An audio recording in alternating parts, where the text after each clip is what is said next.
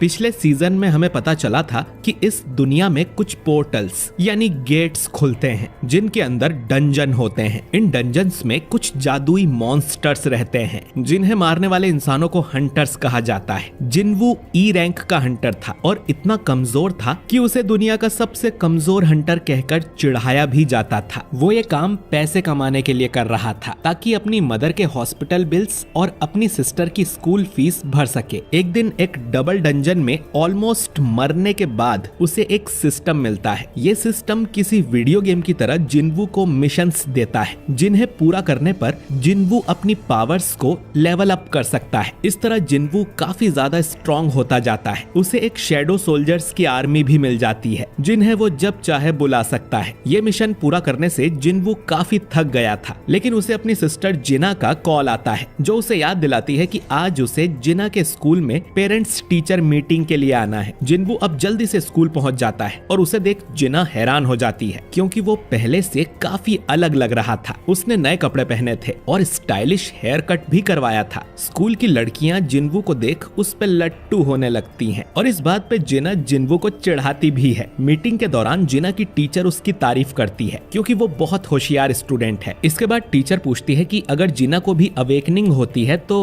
क्या जिन्वू उसे हंटर बनने देगा, जिस पर जिन्वू साफ मना कर देता है क्योंकि हंटर वाले काम में बहुत खतरा होता है। ये सुन टीचर खुश होती है और उसे जिना की फ्रेंड सोंगयी के बारे में बताती है जो कि हंटर बनने की जिद पर अड़ी हुई है। बाद में जिन्वू सोंगयी से जाके मिलता है जिसे अब जाके पता चलता है कि जिन्वू जिना का ब्रदर है। जिन्वू सोंगयी को समझाने आता है लेकिन वो कहती है कि वो हंटर वाला काम कभी नहीं छोड़ेगी। ये सुन जिन्वू अब उसे अपने साथ चलने को कहता है। दूसरी तरफ हम हुआंग डोंगसू को देखते हैं जो कि अमेरिका से यहाँ कोरिया आ गया था। डोंगसू एक एस रैंक का हंटर है। हंटर एसोसिएशन का मैनेजर जिनचुल उसे लेने जाता है। जिनचुल को पता था कि डोंगसू यहाँ क्या करने आया है। डोंगसू यहाँ पर अपने भाई की डेथ का बदला लेने आया था जिसके लिए वो जिन्वू और जिन्हो को ढूंढेगा और उन्हें मार देगा। डोंगसू जिनचुल को सीधा धमकी भी देता है कि किसी में हिम्मत है तो उसे रोक के दिखाए। हंटर गिल्ड के हेडक्वार्टर्स में हम चोई और गनही को देखते हैं। चोई ने जेजू आइलैंड पर अपनी तीसरी रेड करवाई थी और रेड के दौरान उन्हें पता चला कि वहाँ जो एंट मॉन्स्टर है उन्हें पंख आने शुरू हो गए हैं। अगर वो उड़ना सीख गए तो बहुत खतरे की बात होगी क्योंकि फिर वो आइलैंड छोड़कर कहीं भी जा सकते हैं। इसके बाद हम एक सी रैंक के गेट को देखते हैं जहाँ जिन्वू सोंगयी को लेकर आता है। जिन्वू ने मिस्टर आन से इस गेट में जाने की परमिशन ले ली थी। जिन्वू को लग रहा था कि जब सोंगयी गेट के अंदर खतरनाक मॉन्स्टर को देखेगी तो खुद ही हंटर बनने का ख्याल छोड़ देगी, लेकिन सोंगयी को लग रहा था कि जिन्वू उसे यहाँ पर ट्रेनिंग करवाने के लिए लाया है। ये गेट असल में नए हंटर्स की प्रैक्टिस के लिए ही था। यहाँ पर किम नाम का एक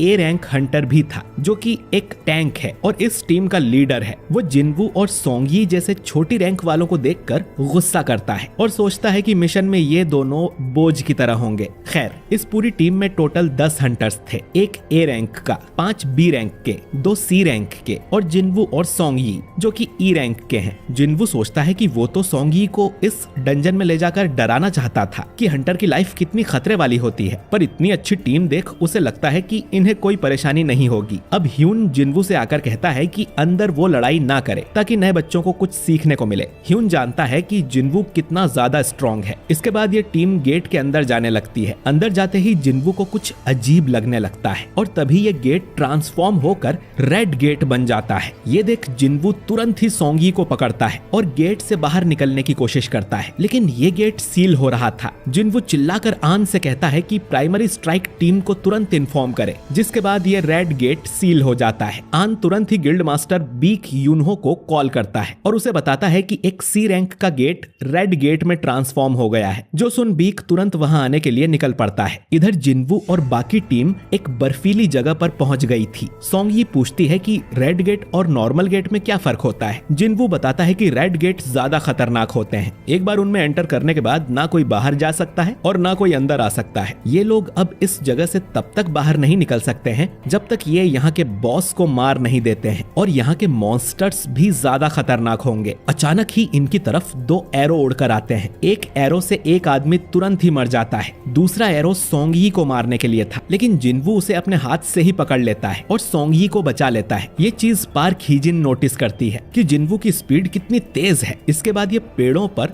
2 आइस एल्फ्स को देखते हैं जिन्होंने ये एरोस चलाए थे। इन लोगों ने टीम के 2 सबसे कमजोर कमजोर लोगों को टारगेट किया था, यानी कि इन एल्फ्स के पास दिमाग है। जिन्वू ये देख बहुत गुस्सा होता है और अपने हाथ से उस एरो को तोड़ देता है। ये एल्फ्स इनका मजाक उड़ाते हैं और फिर जंगल में चले जाते हैं। सोंगी कांपते हुए जिन्वू से पूछती है कि वो क्रीचर्स क्या थे। जिन्वू बताता है कि उन्हें आइस एल्फ्स या आइस स्लेयर्स भी कहा जाता है और वो बहुत बुरे होते हैं। किम अब बोलता है कि बाहरी दुनिया से हमें कोई सपोर्ट नहीं मिलने वाला है और यहाँ हमारा सामना बी रैंक या उससे ऊपर के मॉन्स्टर से होगा। तो अगर जिंदा रहना चाहते हो तो मेरा ऑर्डर मानो, क्योंकि उन सब में वो सबसे हाई रैंक का है। किम कहता है कि उन्हें 2 ग्रुप्स बनाने चाहिए। उसका ग्रुप गेट खोलने का कोई रास्ता ढूंढेगा और बॉस को जाके मारेगा। वो सभी स्ट्रॉन्ग हंटर्स को अपनी टीम में ले लेता है और जो लोग कमजोर थे उन्हें मना कर देता है। उसे बस हाई रैंक वालों से मतलब था। बाहर का 1 घंटा यहाँ के 1 दिन के बराबर होता है, तो हो सकता है कि इन्हें कई दिनों तक यहाँ रहना पड़े। तो कमजोरों को अपने साथ रखने से इनका टाइम ही वेस्ट होगा, तो ये लोग अपना देख लें। अब बी रैंक वाली हीजिन कहती है कि वो कमजोर टीम को ज्वाइन करना चाहती है। किम इसके लिए मान जाता है और मन में सोचता है कि ये कितनी बड़ी बेवकूफ है। हीजिन अब जिन्वू के पास जाकर कहती है कि उन एरोस को किसी ने आते हुए भी नहीं देखा था सिवाय जिन्वू के, तो तुम ई रैंक के तो नहीं हो, है ना?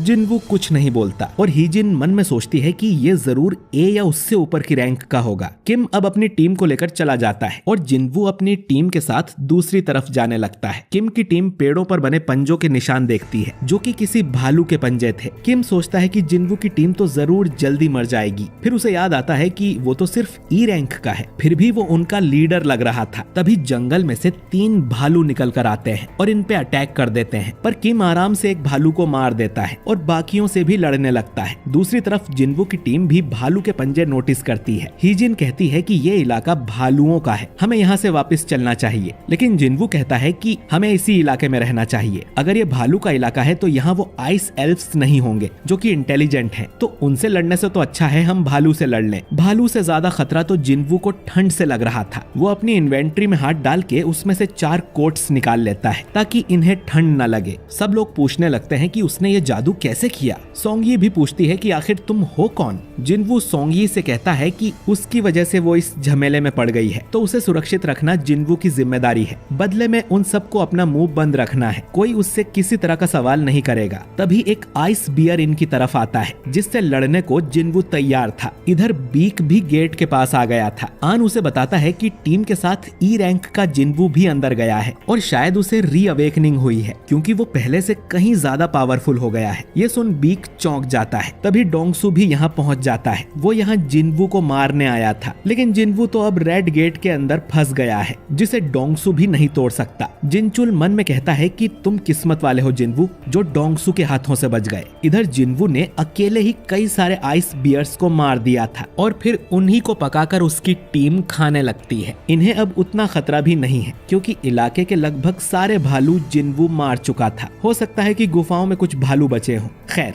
जिन्वू इनसे कहकर गया था कि खाने के बाद उसे एक्सरसाइज करनी है, लेकिन इधर जिन्वू भालुओं की गुफा के सामने खड़ा था जिसमें से कई सारे भालू बाहर निकलते हैं। इनसे लड़ने के लिए अब जिन्वू अपनी शैडो आर्मी को समन करता है जो जाकर ज्यादातर भालुओं को मार देते हैं। आखिर में झुंड का लीडर बाहर आता है जिसका शैडो आर्मी कुछ बिगाड़ नहीं पा रही थी, तो उसे मारने जिन्वू अपने सेनापति इग्रिस को भेजता है। इग्रिस जाकर उस बड़े से भालू को आराम से मार देता है और जिन्वू को पता चलता है कि इग्रिस तो उससे भी स्ट्रॉन्ग है। पिछली बार अगर वो तलवार से ही लड़ रहा होता तो जरूर जिन्वू को मार देता। इधर हम दूसरे ग्रुप को देखते हैं जिनमें सभी को आइस एल्फ्स ने मार दिया था। सिर्फ किम ही जिंदा बचा था जो कि इन भयानक एल्फ्स को देखकर डर के भाग जाता है। आखिर में हम एल्फ्स के लीडर को देखते हैं कि जिन्वू डंजन के सारे भालू मार देता है। इसके बाद वो अराइज बोलता है जिससे इन भालुओं की लाशों में से उनकी शैडोज निकलती हैं और अब से ये भालू भी जिन्वू की शैडो आर्मी में शामिल हो गए थे। रेड गेट को खुले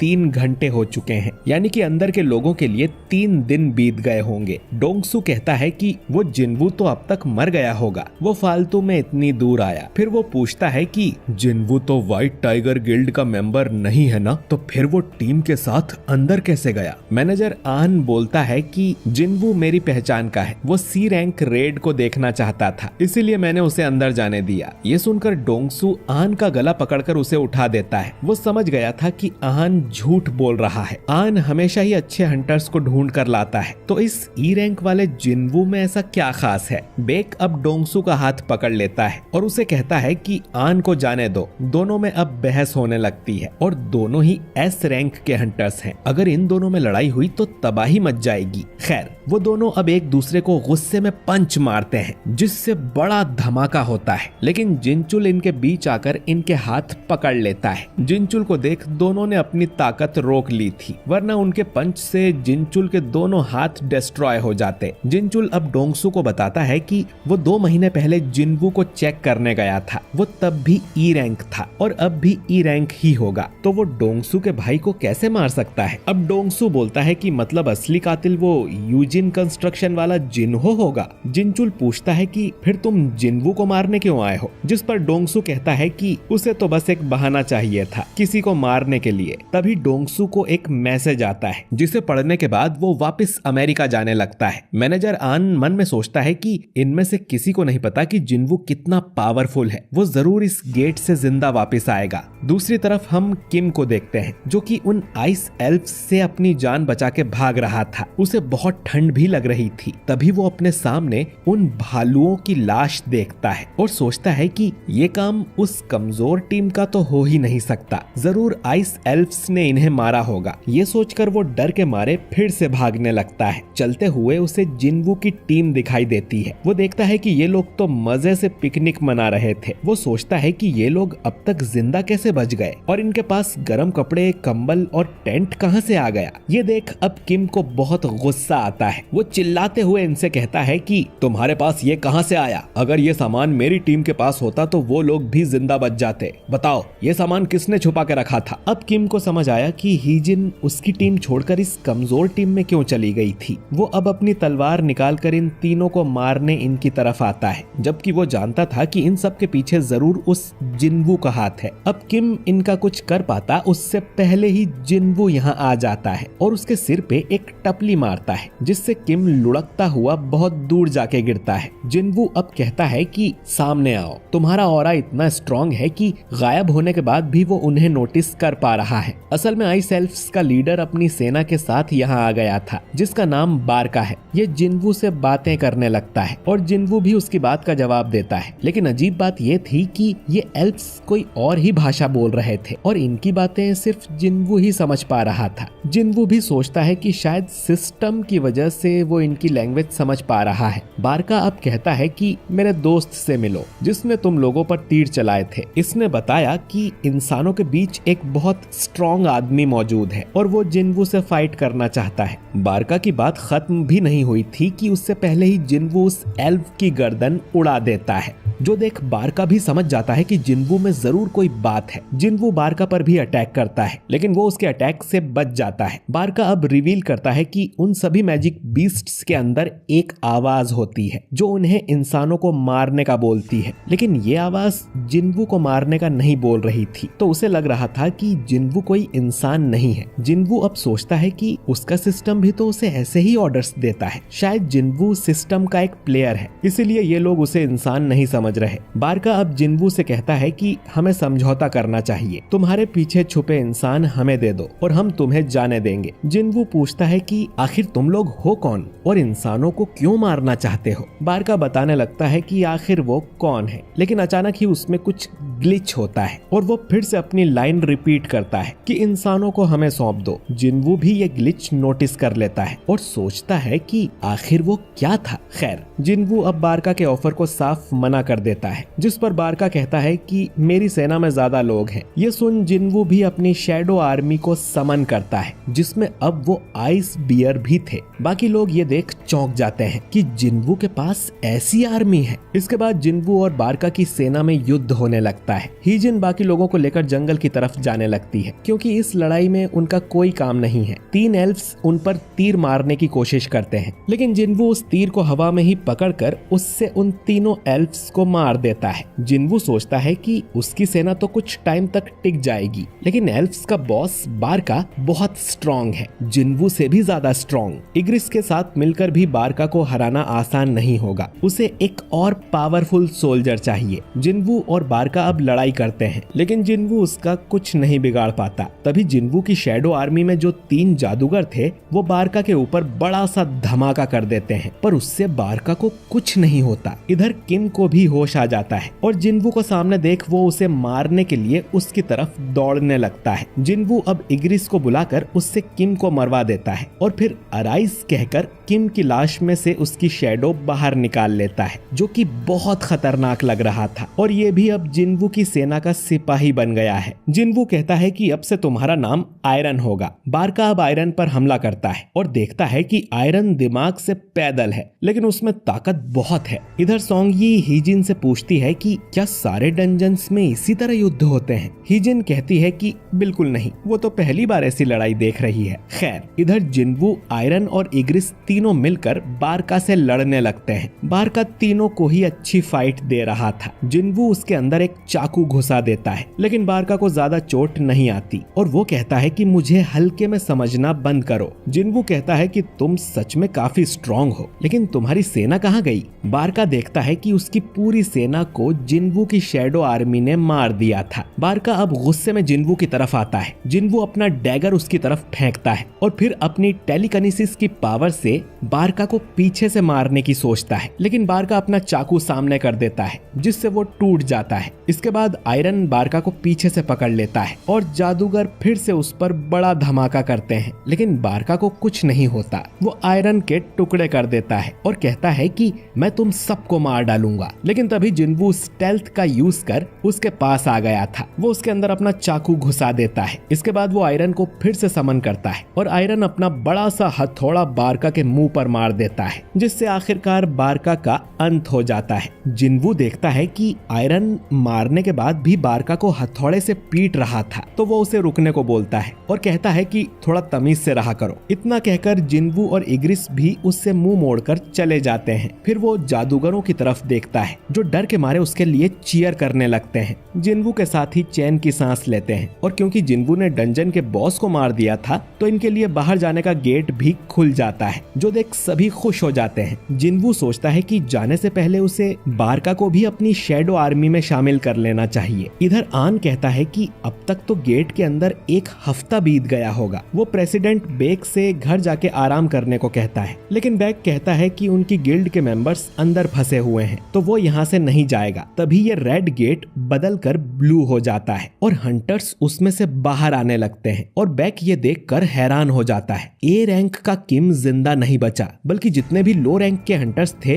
वो ही जिंदा बच के आए हैं। जिन्वू को देख आन खुश हो जाता है। उसने तो बोला था कि जिन्वू को कुछ नहीं होगा। इसके बाद वो गेट बंद हो जाता है। जिन्वू अब सोंगयी से कहता है कि चलो तुम्हें घर छोड़ देता हूँ। बेक जिन्वू को रोकते हुए कहता है कि मुझे तुमसे कुछ सवाल पूछने हैं, लेकिन जिन्वू कहता है कि उसका मूड नहीं है, वो थक गया है। ये सुन बेक गुस्सा हो जाता है कि ये लड़का उसका ऑर्डर कैसे नहीं मान रहा। वो उसके कंधे पर हाथ रखकर कहता है कि उसकी गिल्ड के 6 मेंबर्स मर चुके हैं, तो वो जानना चाहता है कि अंदर ऐसा क्या हुआ। जिन्वू अब कहता है कि आपके बाकी मेंबर्स की जान मैंने ही बचाई है, तो आपको मुझे शुक्रिया कहना चाहिए। ये सुन बेक अब जिन्वू को छोड़ देता है और उससे माफी मांगता है। जिन्वू सोंगयी को लेकर यहाँ से निकल जाता है। हीजिन बेक को बताती है कि डंजन के बॉस को हराने के बाद से ही उसका मूड कुछ ठीक नहीं है। आन कहता है कि वो थक गया होगा, इसका मतलब ये नहीं कि वो बुरा आदमी है। बेक समझ गया था कि जिन्वू में कुछ तो बात है और वो आन को काम पे लगा देता है कि कुछ भी करके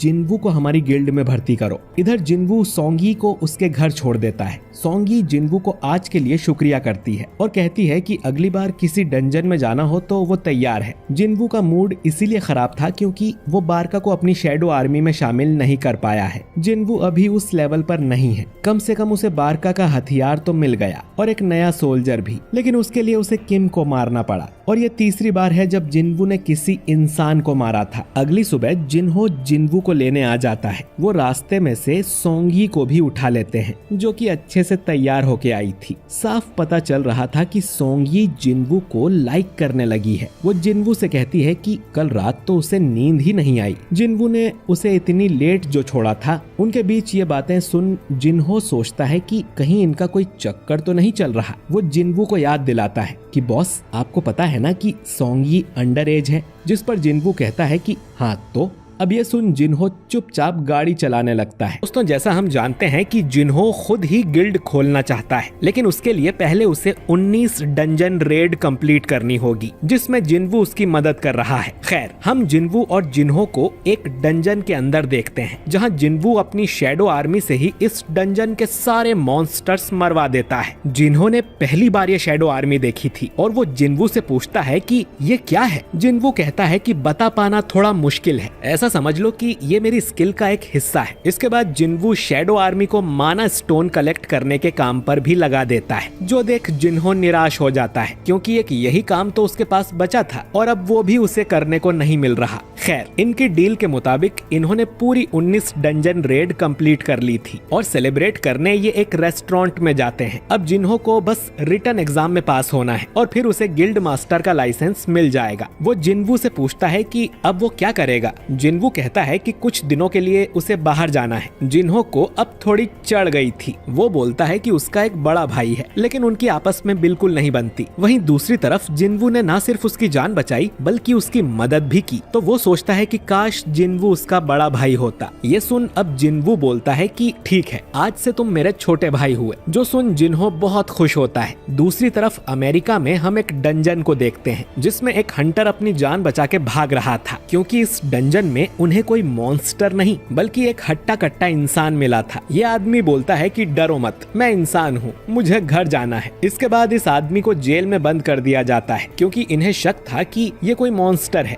जिसने इंसान का रूप लिया हुआ है। इस आदमी का कहना था कि ये 10 साल से एक डंजन में फंसा हुआ था और अब जाकर बाहर निकला है। इस आदमी का नाम है संगिल हुआन, लेकिन क्योंकि ये इंग्लिश नहीं बल्कि कोरियन बोलता था, इसलिए इससे पूछताछ करने के लिए डोंगसू को यहाँ बुलाया गया है। दूसरी तरफ जिन्वू जिना को बताता है कि वो कुछ दिनों के लिए बाहर जा रहा है। जिना को लगता है कि वो अपनी गर्लफ्रेंड से मिलने जा रहा होगा, लेकिन जिन्वू कहता है कि ऐसा नहीं है। असल में जिन्वू डीमन किंग के कैसल में जा रहा था, क्योंकि ये वाला मिशन पूरा करने पर उसे एलिक्सर ऑफ लाइफ मिलेगा, जो कि दुनिया की किसी भी बीमारी को ठीक कर सकता है। तो जिन्वू उसका इस्तेमाल करके अपनी मदर को ठीक कर लेगा। अब कैसल में एंटर करते ही सिस्टम जिन्वू को एक क्वेस्ट देता है, जो था कि उसे 10,000 डीमंस को मारना होगा और जिन्वू उनसे लड़ने के लिए तैयार था। इधर जिन्हो अपने फादर से रिक्वेस्ट करता है कि उनकी जो नई गिल्ड खुलने वाली है उसका हेड वो बड़े भाई की जगह जिन्हो को बना दे। उसके फादर इसके लिए मान जाते हैं, लेकिन उनकी एक शर्त थी, जिन्हो को हमारी गिल्ड में भर्ती कर लो। अगर ऐसा हुआ तो जिन्हो को कंपनी का हेड बना देंगे। इधर जिन्हो कुछ डीमंस को मार देता है और उसे ये भी पता चलता है कि यहाँ वो जो डीमंस मार रहा है इन्हें वो अपनी शैडो आर्मी में शामिल नहीं कर सकता। खैर, उसे बहुत दूर जाना था, तो वो अपनी शैडो आर्मी में उस आइस बियर लीडर को समन करता है, जो कि अपने रास्ते में आए डीमंस को कुचलते हुए आगे बढ़ रहा था। इसीलिए जिन्वू इस भालू का नाम टैंक रख देता है। इसके बाद हमें एस रैंक हंटर चाहीन के दर्शन होते हैं, जो चाहती थी कि उन्हें जेजू आइलैंड वाली बात पब्लिक कर देनी चाहिए, लेकिन चोई कहता है कि इससे बस पब्लिक में डर फैलेगा, तो अभी हमें अपनी गिल्ड को और मजबूत करने पर ध्यान देना चाहिए। इधर जिन्वू एक एक फ्लोर करके आगे बढ़ता ही जा रहा था। जैसे जैसे वो आगे बढ़ता उतने ही स्ट्रॉन्ग डीमंस उसके सामने आ रहे थे और उसका खुद का लेवल अप भी हो रहा था। जिन्वू के हिसाब से इस कैसल में पूरे 100 लेवल्स यानी फ्लोर्स होंगे और टॉप फ्लोर तक पहुंचने में उसे हफ्ते से भी ज्यादा टाइम लग सकता है। जिन्वू अपने साथ जो खाना लाया था वो खत्म हो रहा था और ज्यादा दिन वो यहाँ रुका तो जिना को चिंता होने लगेगी। 50वें फ्लोर पर जिन्वू के सामने एक डीमन बॉस आता है जिसका नाम वल्कन है। जिन्वू अपनी शैडो आर्मी समन करता है, जो कि वल्कन की सेना से लड़ेंगे और वल्कन को खुद जिन्वू मारेगा। दोनों सेना में युद्ध होने लगता है। अब वल्कन देखने में तो बहुत बड़ा और मोटा था, लेकिन उसकी स्पीड बहुत ही ज्यादा तेज थी। पलक झपकते ही वो जिन्वू पर हमला कर रहा था। जिन्वू उससे लड़ने लगता है और इनके बीच कमाल की फाइट होती है। जिन्वू को उस पर अटैक करने का मौका ही नहीं मिल रहा था। जिन्वू अब एक बिल्डिंग पर चढ़कर वल्कन का ध्यान भटकाता है और फिर चाकू से उसे मार देता है। दूसरी तरफ डोंगसू इलहुआन से पूछताछ करने अमेरिका आ गया था। इलहुआन उससे पूछता है कि पिछले 10 सालों में इंसानों को गेट्स और मैजिक बीस्ट्स के बारे में कितना पता चला है, और ये सब तो कुछ भी नहीं है। असली तबाही तो अब आने वाली है और मेरा काम उसी तबाही को रोकने का है। डोंगसू को यह भी पता चलता है कि इस आदमी की एक वाइफ और 2 बच्चे भी हैं और इसके बेटे का नाम था सांग जिनवू। जी हाँ दोस्तों, ये आदमी कोई और नहीं बल्कि जिनवू का फादर है जो 10 साल पहले लापता हो गया था। डोंगसू अब ये जानकर इलहुआन से कहता है कि तुम्हारा बेटा तो मर चुका है। जो सुन इलहुआन गुस्सा हो जाता है और फिर इस बिल्डिंग में एक बड़ा सा धमाका होता है जिससे पूरी बिल्डिंग ही गिर जाती है और हम देखते हैं कि इलहुआन ने डोंगसू की बुरी तरह से धुलाई कर दी थी। डोंगसू एस रैंक का हंटर होके भी इतनी बुरी तरह से पिट गया था, तो सोचो कि इलहुआन कितना ज्यादा स्ट्रॉन्ग होगा। इधर जिन्वू 75वें फ्लोर तक आ गया था, लेकिन उसका खाना खत्म हो गया था तो उसे वापस घर जाना होगा। अब सिर्फ 25 फ्लोर ही बचे थे। इतने डीमंस को हराने की वजह से जिन्वू का काफी लेवल अप हो गया था और उसे कई सारे मैजिक आइटम भी मिलते हैं और एक रैंडम लूट बॉक्स में से एक और डंजन की मिलती है। एलिक्सर ऑफ लाइफ बनाने के लिए 3 में से 2 इंग्रेडिएंट्स तो उसे मिल गए हैं और जब वो अगली बार आएगा तो उस तीसरे इंग्रेडिएंट को भी हासिल कर लेगा जो कि 100वें फ्लोर पर है। इसके बाद जिन्वू डीमन डंजन से बाहर आ जाता है। अगली बार उसका सामना डीमन मोनार्क से होने वाला है, तो उससे लड़ने के लिए जिन्वू को पूरी तरह से तैयार रहना पड़ेगा और लेवल अप करने के लिए उसे और भी स्ट्रॉन्ग मॉन्स्टर्स को हराना होगा। लेकिन क्योंकि आधार कार्ड में वो सिर्फ ई रैंक का हंटर है तो वो हाई रैंक वाले डंजन्स में नहीं जा सकता। जिन्वू सोचता है कि वो अपनी पावर को अब और नहीं छुपा सकता और उसे जाकर अपनी रैंक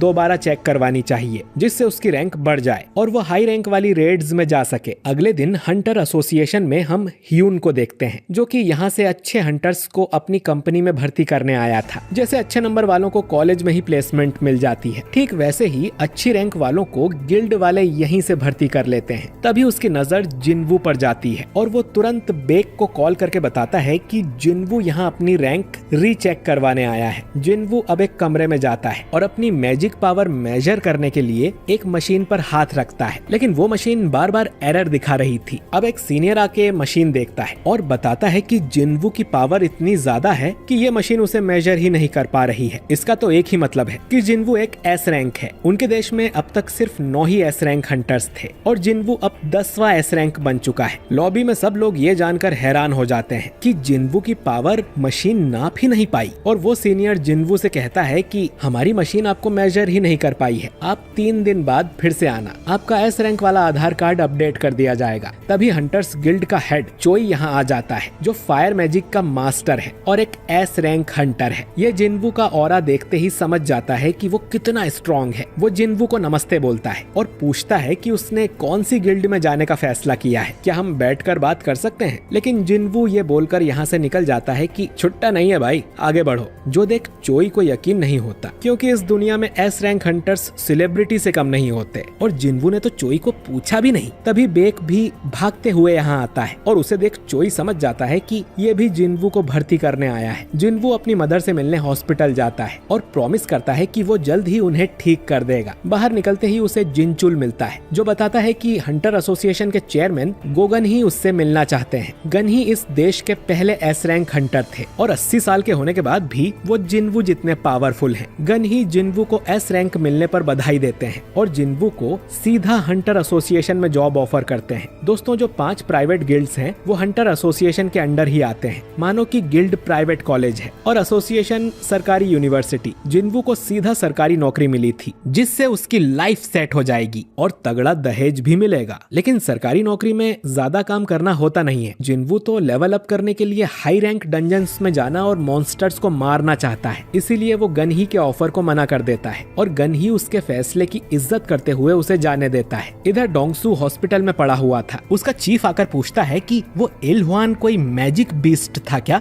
जिस पे डोंगसू बोलता है कि मेरी हालत देखकर क्या लगता है। चीफ बताता है कि हम उसे ढूंढ रहे हैं, लेकिन जिसने तुम्हारी धुलाई कर दी उसे कोई और तो क्या ही पकड़ पाएगा। डोंगसू को याद आता है कि इलहुआन ने उससे कहा था कि तुम्हारी भलाई इसी में है कि मेरे परिवार से दूर रहो, नहीं तो मौत भी तुम्हें मुझसे नहीं बचा पाएगी। डोंगसू को खुद पर शर्म आ रही थी, लेकिन वो जानता है कि एक आर्टिफैक्ट की मदद से वो उस इल वॉन को धूल चटा देगा। आर्टिफैक्ट्स हाई लेवल गियर होते हैं जो कि हंटर्स ऑनलाइन खरीद कर अपनी पावर बढ़ा सकते हैं, लेकिन वो बहुत महंगे होते हैं। जिनवू भी डीमन कैसल में दोबारा जाने से पहले एक बढ़िया सा गियर खरीदना चाहता था। तभी वो एक एड देखता है कि ए रैंक के डंजन में खुदाई करने वालों की आवश्यकता है। इधर गनही को भी पता चलता है कि जिनवू सरकारी जॉब छोड़ के खुदाई करने गया है, जो सुन वो हैरान हो जाता है। अगले दिन जिनवू खुदाई करने पहुंच जाता है। हाई लेवल रेड्स में 3 तरह की टीम्स होती हैं। पहली स्ट्राइक टीम जो अंदर जाके मॉन्स्टर्स को मारती है, फिर माइनिंग टीम जो माना स्टोन्स को तोड़कर इकट्ठा करते हैं, और कलेक्शन टीम जो कि मॉन्स्टर्स की लाशें बाहर लाते हैं। इस समय चोई अपनी टीम के साथ अंदर था और वो अपनी फायर पावर से मॉन्स्टर को जला देता है और गेट से बाहर आ जाता है। जिनवू देखता है कि इन लोगों के तो कपड़े भी गंदे नहीं हुए थे, जबकि उस बेचारे की तो ई रैंक डंजन में ही पुंगी बच जाया करती थी। चोई के बाद चाहीन भी गेट से बाहर निकलती है, जो कि देश की 9वीं एस रैंक हंटर है, और उसका ऑरा देख जिनवू की आंखें बड़ी हो रही थी। तभी चाहीन को भी जिनवू का ऑरा महसूस होता है, लेकिन वो कहीं छुप जाता है। इसके बाद जिनवू अपने मजदूर भाइयों के साथ अंदर खुदाई करने चला जाता है। डंजन का बॉस अब भी जिंदा था, क्योंकि उसको मार दिया तो गेट बंद हो जाएगा और ये कीमती माना स्टोन नहीं निकल पाएंगे। लेकिन जिनवू को उस बॉस को देखने की खुजली हो रही थी कि आखिर ए रैंक का बॉस कितना स्ट्रॉन्ग होता है। अब कुछ देर में लंच टाइम हो जाता है और जिनवू को छोड़कर सब बाहर चले गए थे। जिनवू अब भागकर डंजन के अंदर जाता है। उसे एक चैम्बर दिखाई देता है जिसके अंदर डंजन का बॉस होगा। जिनवू सोचता है कि उससे थोड़ा लड़कर आता हूँ, लेकिन तभी उसके पीछे चाहीन आ जाती है और जिनवू से पूछती है कि वो यहाँ क्या कर रहा है। जिनवू अब झूठ बोलता है कि वो रास्ता भटक गया था और यहाँ आ गया। चाहीन बोलती है कि तुम माइनिंग टीम से हो क्या? तुम्हें पता नहीं कि ये बॉस का कमरा है? जिनवू मन में सोचता है कि चाहीन सच में कमाल की हंटर है, क्योंकि जिनवू को भनक भी नहीं लगी कि कब वो उसके पीछे आ गई। जिनवू ने अपने हथियार को गायब कर दिया था और चाहीन सोचती है कि उसे वहम हुआ था क्या? इसके हाथ में तो अभी एक हथियार था। चाहीन जिनवू को यहाँ से बाहर निकलने को बोलती है, क्योंकि अगर उसने बॉस को भड़का दिया तो पूरी माइनिंग टीम पर खतरा आ जाएगा। जिनवू यहाँ से जाने लगता है। अब जैसे ही वो चाहीन के पास से गुजरता है तो चाहीन को कुछ महसूस होता है और वो जिनवू को रोक कर उसका शरीर सूंघने लगती है और बोलती है कि तुम में से तो बदबू नहीं आ रही, तुम सच में हंटर ही हो ना? इसके बाद वो आईडी कार्ड पर जिनवू का नाम और रैंक देखती है और कहती है कि तुम जा सकते हो। दोस्तों, असल में चाहीन की नोज बहुत सेंसिटिव है और उसे हंटर्स और मॉन्स्टर्स में से बहुत ज्यादा बदबू आती है, इसीलिए वो हमेशा अपनी नाक पर रुमाल रखती है। लेकिन जिनवू पहला ऐसा हंटर था जिसमें से उसे बदबू नहीं आ रही थी, बल्कि खुशबू आ रही थी। जिनवू अब माइनिंग टीम के पास चला जाता है, जो कहते हैं कि तुमने चाहीन से बात की, तुम तो बड़े किस्मत वाले हो। वो लंच टाइम में डंजन में आती रहती है बॉस पर नजर रखने के लिए कि कहीं वो बाहर निकल के सभी मजदूरों को मार ना दे, और उसे हंटर्स में से बहुत बदबू आती है, इसीलिए वो अपने साथ रुमाल रखती है। जिनवू अब सोचने लगता है कि उसकी स्मेल बाकी हंटर्स जैसी क्यों नहीं है। बारका ने भी कहा था कि वो बाकी इंसानों से अलग है, शायद वो सिस्टम का प्लेयर है इसीलिए। शाम को जिनवू को उसकी दिहाड़ी मिल जाती है। टीम लीडर जिनवू की तारीफ भी करता है, क्योंकि उसकी वजह से इनका काम जल्दी खत्म हो गया था। वो इतने सालों से ये काम कर रहा है, लेकिन जिनवू जितना मेहनती लड़का उसने नहीं देखा। वो जिनवू को अपनी माइनिंग टीम में जॉब देने को बोलता है। जिनवू इसके लिए मना करता है, क्योंकि वो तो बस ये देखने आया था कि ए रैंक डंजन की रेड कैसी होती है, और 2 दिन बाद उसकी रैंक भी अपडेट होने वाली है। लेकिन लीडर से उसे पता चलता है कि हंटर गिल्ड कल भी एक ए रैंक डंजन में घुसने वाली है, लेकिन कल की स्ट्राइक टीम दूसरी रहेगी। अब ये सुन जिनवू कल भी आने के लिए मान जाता है, जो सुन लीडर खुश हो जाता है और बोलता है कि कल वो बॉस से कहकर जिनवू को डबल पगार दिलवाएगा, क्योंकि जिनवू अकेला 5 लोगों के बराबर काम कर रहा था। रात को चाहीन किसी को कॉल करके उससे जिनवू के बारे में इंफॉर्मेशन मांगती है, जिस पर वो आदमी कहता है कि मिस्टर चोई ने भी कल यही पूछा था, लेकिन जिनवू के बारे में सारी इंफॉर्मेशन एसोसिएशन ने सील कर दी है। इतने लो रैंक वाले हंटर के लिए कभी ऐसा नहीं हुआ था। जिनवू में जरूर कुछ खास है। चाहीन अब सोचती है कि वो इतने सारे हंटर्स से मिली है, लेकिन ये पहली बार है जब उसे किसी हंटर में से इतनी अच्छी खुशबू आई हो। अगले दिन भी जिनवू मजदूरी करने जाता है और और उसे देख माइनिंग टीम के लोग काफी खुश होते हैं। इन्हें देख जिन्वू को अपनी पुरानी टीम की याद आने लगती है। सबसे पहले ये लोग एक सी रैंक के डंजन में खुदाई करते हैं और जिन्वू की वजह से ये काम भी जल्दी हो जाता है। लंच के बाद उन्हें ए रैंक डंजन में जाना था। लीडर फिर से जिन्वू को जॉब का ऑफर देता है कि वो उसे 5 गुना ज्यादा पगार देगा, लेकिन जिन्वू मना कर देता है। तभी इनके पास कैप्टन सॉन की-हून आता है जो कि आज की अटैक टीम का लीडर है। उसे एक आदमी चाहिए था जो कि उनका सामान उठा सके, क्योंकि उसका कूली आज काम पे नहीं आया है। माइनिंग टीम में सभी लोग छोटी रैंक के हैं, तो ए रैंक के डंजन में लड़ाई के समय जाने में उन्हें डर लग रहा था, भले ही उन्हें ज्यादा पैसे क्यों ना मिले। अब जिन्वू हाथ ऊंचा कर कहता है कि वो ये काम करेगा। उसके साथ ही जिन्वू को समझाते हैं कि अंदर ए रैंक वाले मॉन्स्टर होंगे और उसकी जान को खतरा हो सकता है, पर जिन्वू कहता है कि उसे डर नहीं लगता। आज वाला गेट कल जितना खतरनाक नहीं है, इसीलिए इस दूसरी टीम को भेजा गया है। इस टीम में 6 ए रैंक और 3 बी रैंक वाले हंटर्स थे, लेकिन इसमें कोई भी एस रैंक हंटर नहीं था। ये सब लोग अब डंजन के अंदर जाते हैं। जिन्वू महसूस करता है कि इस डंजन की मैजिक पावर कल वाले डंजन से कम है, लेकिन फिर भी उसे कुछ अजीब लग रहा था। अब एक लड़की जिन्वू से कहती है कि तुम्हें डरने की जरूरत नहीं है, कैप्टन और बाकी सभी हंटर्स बहुत स्ट्रॉन्ग हैं। अगर तुम हमारे साथ रहोगे तो तुम्हें कोई खतरा नहीं होगा। ये लड़की टीम की हीलर है। की-हून पहली बार किसी मिशन को लीड कर रहा था। अगर ये रेड कामयाब होती है तो उसे ऑफिशियली इस टीम का कैप्टन बना दिया जाएगा। वो चोई और चाहीन जितना स्ट्रॉन्ग तो नहीं है, लेकिन वो काफी अच्छा ए रैंक हंटर है। अचानक ही इन्हें सामने कुछ दिखता है और ये लोग बिना कहे अटैक करने को रेडी हो जाते हैं। इन पर कुछ जैकल्स यानी सियार हमला करते हैं और ये लोग उन्हें मारने लगते हैं। इन सभी के पास कमाल की मैजिक पावर्स थी, जिनसे ये आराम से उन जैकल्स को हरा देते हैं। अब ये सोचते हैं कि जैकल्स तो सी रैंक के मॉन्स्टर्स हैं, तो ये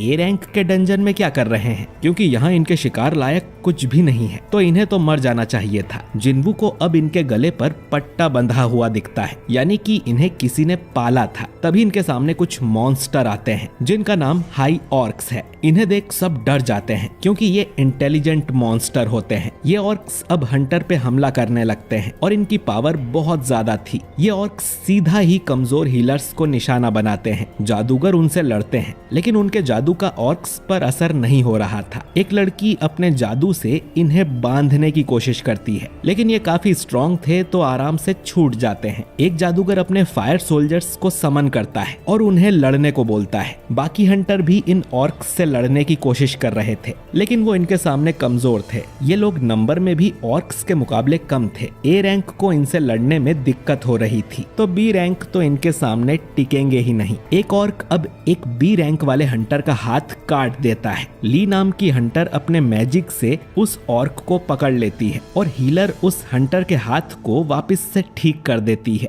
लेकिन तभी उसके पीछे एक बड़ा सा ऑर्क आता है और हीलर समझ जाती है कि उसकी मौत पक्की है। लेकिन तभी अचानक उस ऑर्क का गला दबने लगता है और उसकी मौत हो जाती है। हीलर को समझ ही नहीं आता कि ये कैसे हुआ। ये काम असल में जिन्वू ने किया था, जो कि अपनी स्टेल्थ वाली स्किल से गायब हो गया था। इसके बाद वो सभी मॉन्स्टर्स के हाथ पैर पर चाकू से कट मार के उन्हें कमजोर करने लगता है, ताकि हंटर्स उन्हें आराम से हरा पाए। जिन्वू इन लोगों को अपनी पावर दिखाना नहीं चाहता था, लेकिन वो अपने सामने किसी को मरने भी नहीं दे सकता। वो बिना दिखे ही सभी ऑर्क्स को कमजोर कर देता है और हंटर्स उन्हें मार देते हैं। सभी सोचने लगते हैं कि अचानक ही ये ऑर्क्स कमजोर कैसे हो गए थे। उनमें से तो किसी ने ये काम नहीं किया था, पर ये लोग जिंदा बच गए, यही बड़ी बात है। अब इनमें ली नाम की जो लड़की है वो मैजिक कास्टर है, तो जिन्वू ने गायब होके जो कुछ किया वो सब उसने देख लिया था। अब जिन्वू किसी कारण से ही ये बात छुपा रहा होगा। ये सोचकर ली भी किसी को इस बारे में नहीं बताती। हंटर्स अब कैप्टन से पूछने लगते हैं कि उन्हें डंजन में आगे बढ़ना है या यहीं से वापस घर चलें, क्योंकि ये काम उनके बस का तो नहीं है। की-हून अब फैसला लेता है कि उन्हें यहीं से वापस लौट जाना चाहिए, लेकिन वापस जाते समय ये देखते हैं कि गेट पर किसी ने बैरियर लगा दिया था, यानी कि ये अब बाहर नहीं जा सकते हैं। ली कहती है कि वो इस बैरियर को तोड़ सकते जाती है, लेकिन उसे टाइम लगेगा। और इस डंजन में कोई हाई लेवल का मॉन्स्टर है जिसने ये बैरियर लगाया होगा। लेकिन जादूगर जब इस बैरियर को तोड़ने की कोशिश करते हैं तो उनकी हालत खराब हो जाती है। तभी इन सबको भयानक मैजिक पावर महसूस होती है और ये लोग पीछे मुड़कर देखते हैं कि अब तो उन हाई ऑर्क्स की पूरी सेना ही आ गई थी। अगर ये इनसे लड़े तो ये पक्का मारे जाएंगे। ऑर्क्स में से अब एक मॉन्स्टर आगे आता है और कीहून भी उसके पास जाता है। ये ऑर्क अपनी भाषा में इन्हें कुछ कहता है जो कि किसी को समझ नहीं आता। इसके बाद इस ऑर्क को इसका बॉस पजेस कर लेता है और बोलता है कि इंसानों, मेरा नाम करगलगन है और मैं तुमसे मिलना चाहता हूँ। ये बैरियर इसी ने लगाया था क्योंकि ये इस ट्राइब का महान जादूगर है और इस डंजन में उससे ज्यादा स्ट्रॉन्ग और कोई नहीं है। तो इनके पास दो रास्ते हैं, या तो अभी करगलगन की सेना के हाथों मारे जाएं या तो उससे मिलने उसके महल में जाएं। कीहून कहता है कि वो उससे मिलना चाहते हैं। कीहून अब जिन्वू से कहता है कि हम जैसे ही बॉस को देखेंगे उस पर अटैक कर देंगे। उसका ध्यान भटकाने से ये बैरियर हट जाना चाहिए, तब तुम यहाँ से बाहर चले जाना और एस रैंक वाली टीम को जाके सब बता देना। जिन्वू कहता है कि इसमें तो तुम सब मारे जाओगे, जिस पर कीहून बोलता है कि उनका मिशन यहाँ के बॉस को मार के गेट बंद करने का है, यहाँ से जिंदा जाने का नहीं। हीलर अब जिन्वू को अपनी एक डायरी देती है और कहती है कि ये मेरी फैमिली तक पहुँचा देना, हमें अपना मिशन पूरा करना ही होगा, लेकिन तुम यहाँ से जिंदा जा सकते हो। जिन्वू सोचता है कि ऐसी ही सिचुएशन डबल डंजन में हुई थी, लेकिन वहाँ उसके साथ ही जिन्वू को बलि का बकरा बना के भाग गए थे। पर यहाँ सब उल्टा है, ये लोग खुद मरने जा रहे हैं ताकि जिन्वू यहाँ से भाग सके। जिन्वू उसकी डायरी रख लेता है। इधर बाहर हम चाहिन को देखते हैं जो कि जिन्वू से मिलने आई थी। उसे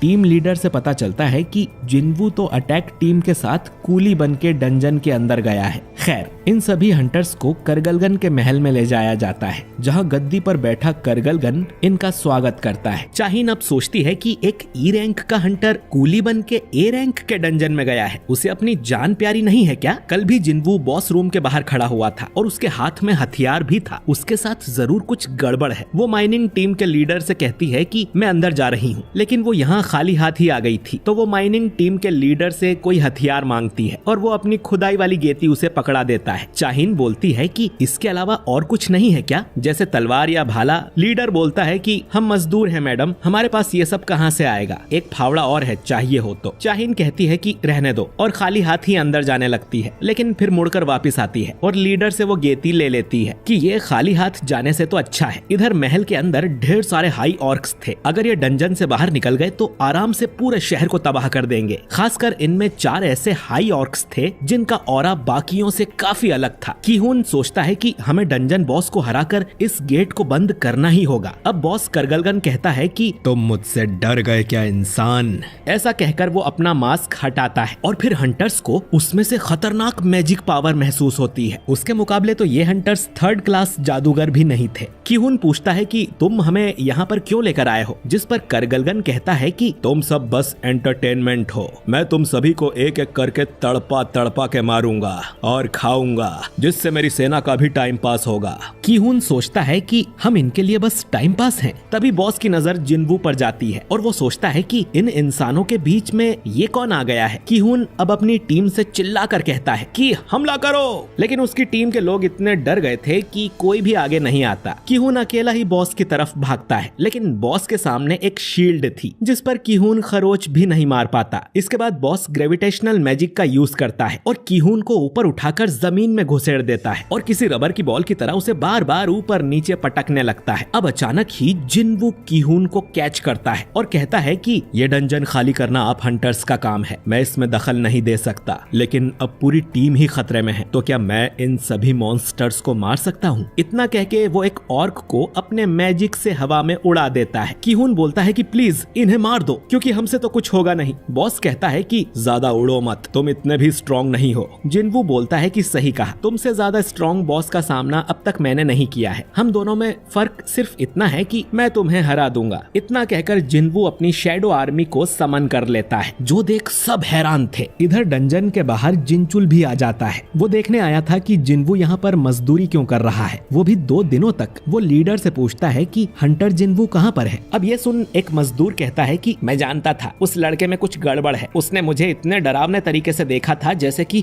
मुझे खा जाएगा। क्या? लीडर बताता है कि जिन्वू तो गेट के अंदर गया है कूली बन के। जिनचुल मन में सोचता है कि एस रैंक बनने के बाद से ही उस पे नजर रखी जा रही है। लीडर पूछता है कि जिन्वू आखिर कौन है, तो जिनचुल कहता है कि कल न्यूज देख लेना, पता चल जाएगा। लीडर बताता है कि चाहिन भी जिन्वू को पूछते हुए आई थी और गेट के अंदर गई थी। तभी गेट में से इन्हें काफी अजीब ऑरा महसूस होता है और जिनचुल अपनी टीम से कहता है कि इस गेट का मैजिक पावर फिर से चेक करो। अंदर चाहिन को उन सब हाई ऑर्क्स की लाशें मिलती हैं जिन्हें किहून की टीम ने मारा था। चाहिन समझ गई थी कि टीम की जान खतरे में है और वो डंजन बॉस की तरफ जाने लगती है। इधर बॉस कहता है कि मेरी इतनी बड़ी सेना के सामने तुम्हारी ये छोटी सी आर्मी क्या कर लेगी। जिन्वू अब अपनी आर्मी के आसपास एक मोनार्क डोमेन बना लेता है। ये एक नई स्किल है जो उसने डीमन कैसल में लेवल 70 पास करने पर सीखी थी। इस डोमेन के अंदर उसकी शैडो आर्मी को पावर बफ मिलता है। उसके शैडो सोल्जर्स भी डीमन कैसल की लड़ाई में स्ट्रॉन्ग हो गए हैं। बाकी हंटर्स सोच रहे थे कि यहाँ चल क्या रहा है। एक अच्छा जादूगर भी बस 2 सोल्जर्स को समन कर सकता है, इतनी ज्यादा पावर एक इंसान में कैसे हो सकती है। अब बॉस की सेना शैडो आर्मी पर अटैक कर, लेकिन जिन्वू की आर्मी ज्यादा स्ट्रॉन्ग थी। आयरन और इग्रिस तो अकेले ही 10-10 मॉन्स्टर्स को मार रहे थे और जिन्वू खुद भी इन्हें गाजर मूली की तरह काट देता है। हंटर टीम सोचती है कि ये तो चाहिन जितना स्ट्रॉन्ग है, ये कूली का काम क्यों कर रहा था। बॉस अब फायर ड्रैगन वाला मैजिक कर जिन्वू के कुछ सोल्जर्स जला देता है और कहता है कि तुम्हारे सोल्जर्स बस कठपुतली हैं। जिन्वू कहता है कि वो अपनी शैडो आर्मी को जितनी बार चाहे उतनी बार फिर से जिंदा कर सकता है। बॉस अब एक बड़ी सी शील्ड जिन्वू को दे मारता है, लेकिन वो उससे बच जाता है। फिर बॉस ग्रेविटेशनल मैजिक का यूज कर इन पे पत्थर की बारिश कर देता है और कहता है कि फिर मैं तुम्हारी शैडो आर्मी को तब तक मारता रहूंगा जब तक तुम्हारी मैजिक पावर खत्म ना हो जाए। वो फिर से फायर वाला मैजिक करता है और शैडो आर्मी को जला देता है। किहून की टीम तो बस इधर उधर भागती फिर रही थी। जिन्वू समझ गया था कि अपनी मैजिक पावर का यूज कर बॉस जिन्वू को उससे दूर रखने की कोशिश कर रहा है। इधर जिनचुल को पता चलता है कि इस डंजन की मैजिक पावर एस रैंक के बहुत ही करीब है। जिनचुल कहता है कि मास्टर ऑफ हंटर्स को कांटेक्ट करो, हमें अटैक टीम की हेल्प करने अंदर जाना होगा। इधर नंबर में बॉस की सेना ज्यादा थी और शैडो आर्मी पर भारी पड़ रही थी। जिन्वू की मैजिक पावर जल्द ही खाली हो जाएगी और वो अकेला ही बचेगा। जिन्वू अब अपनी इन्वेंट्री में से एक माना बॉटल निकाल के अपनी मैजिक पावर बढ़ा लेता है और फिर अराइज कहकर मरे हुए मॉन्स्टर्स को भी अपनी शैडो आर्मी में भर्ती कर लेता है। जिन्वू कहता है कि वो जल्द ही डंजन बॉस को भी अपनी शैडो आर्मी में शामिल कर लेगा और उसे अपना कटप्पा बना लेगा। ये सुनकर बॉस की भी थोड़ी फट जाती है और वो सोचता है कि कहीं ये वो तो नहीं बाहुबली, लेकिन इसमें भी कुछ ग्लिच होता है और हमें पूरी बात सुनने को नहीं मिलती। बॉस आगे कहता है कि अगर ये सच में वो है तो मैं यहाँ क्या कर रहा हूँ। जब से मैंने आंखें खोली है मुझे सिर्फ एक ही कमांड सुनाई देती है, इंसानों को मारो, और वो इसी का पालन करेगा। बॉस अब अपने 4 सेनापति को भी हमला करने का ऑर्डर देता है। इधर चोई को पता चलता है कि जिस गेट में किहून अपनी टीम लेके गया था वो तो एस रैंक के बराबर है और अगर उसके मॉन्स्टर्स गेट से बाहर निकल आए तो जेजू आइलैंड वाला कांड फिर से हो जाएगा। लेकिन इनके पास अब भी टाइम है गेट के अंदर जाके सभी मॉन्स्टर्स को मारने का। अगर कुछ गड़बड़ हुई तो इन्हें व्हाइट टाइगर गिल्ड और फील्ड गिल्ड को भी मदद के लिए बुलाना पड़ेगा। इधर बॉस के सेनापति आयरन टैंक और इग्रिस से लड़ रहे थे और वो लोग आराम से इनकी बैंड बजा देते हैं। हंटर भी इनकी मदद करने का सोचते हैं तो बॉस उन्हें अपने जादू से घायल कर देता है और कहता है कि बच्चों बड़ों की लड़ाई से दूर रहो।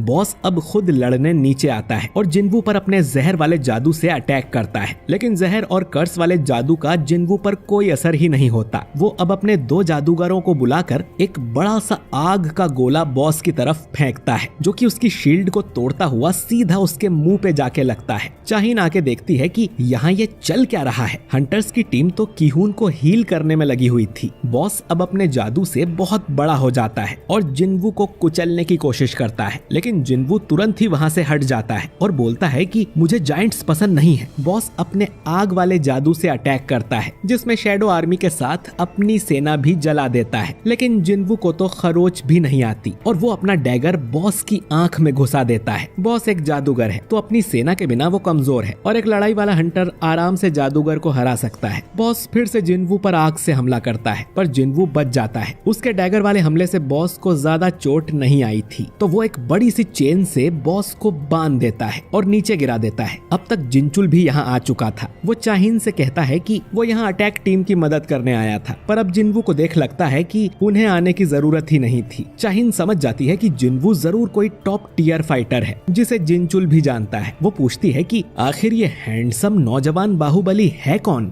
जिनचुल कहता है कि मुझे भी ज्यादा नहीं पता। खैर, जिनवू ने बॉस के 4 सेनापति भी अपनी शैडो आर्मी में शामिल कर लिए थे। बॉस चिल्लाता है, कुछ भी हो जाए मैं झुकेगा नहीं साला। करगलगन नाम सुन के चोमू समझा क्या? फायर है मैं।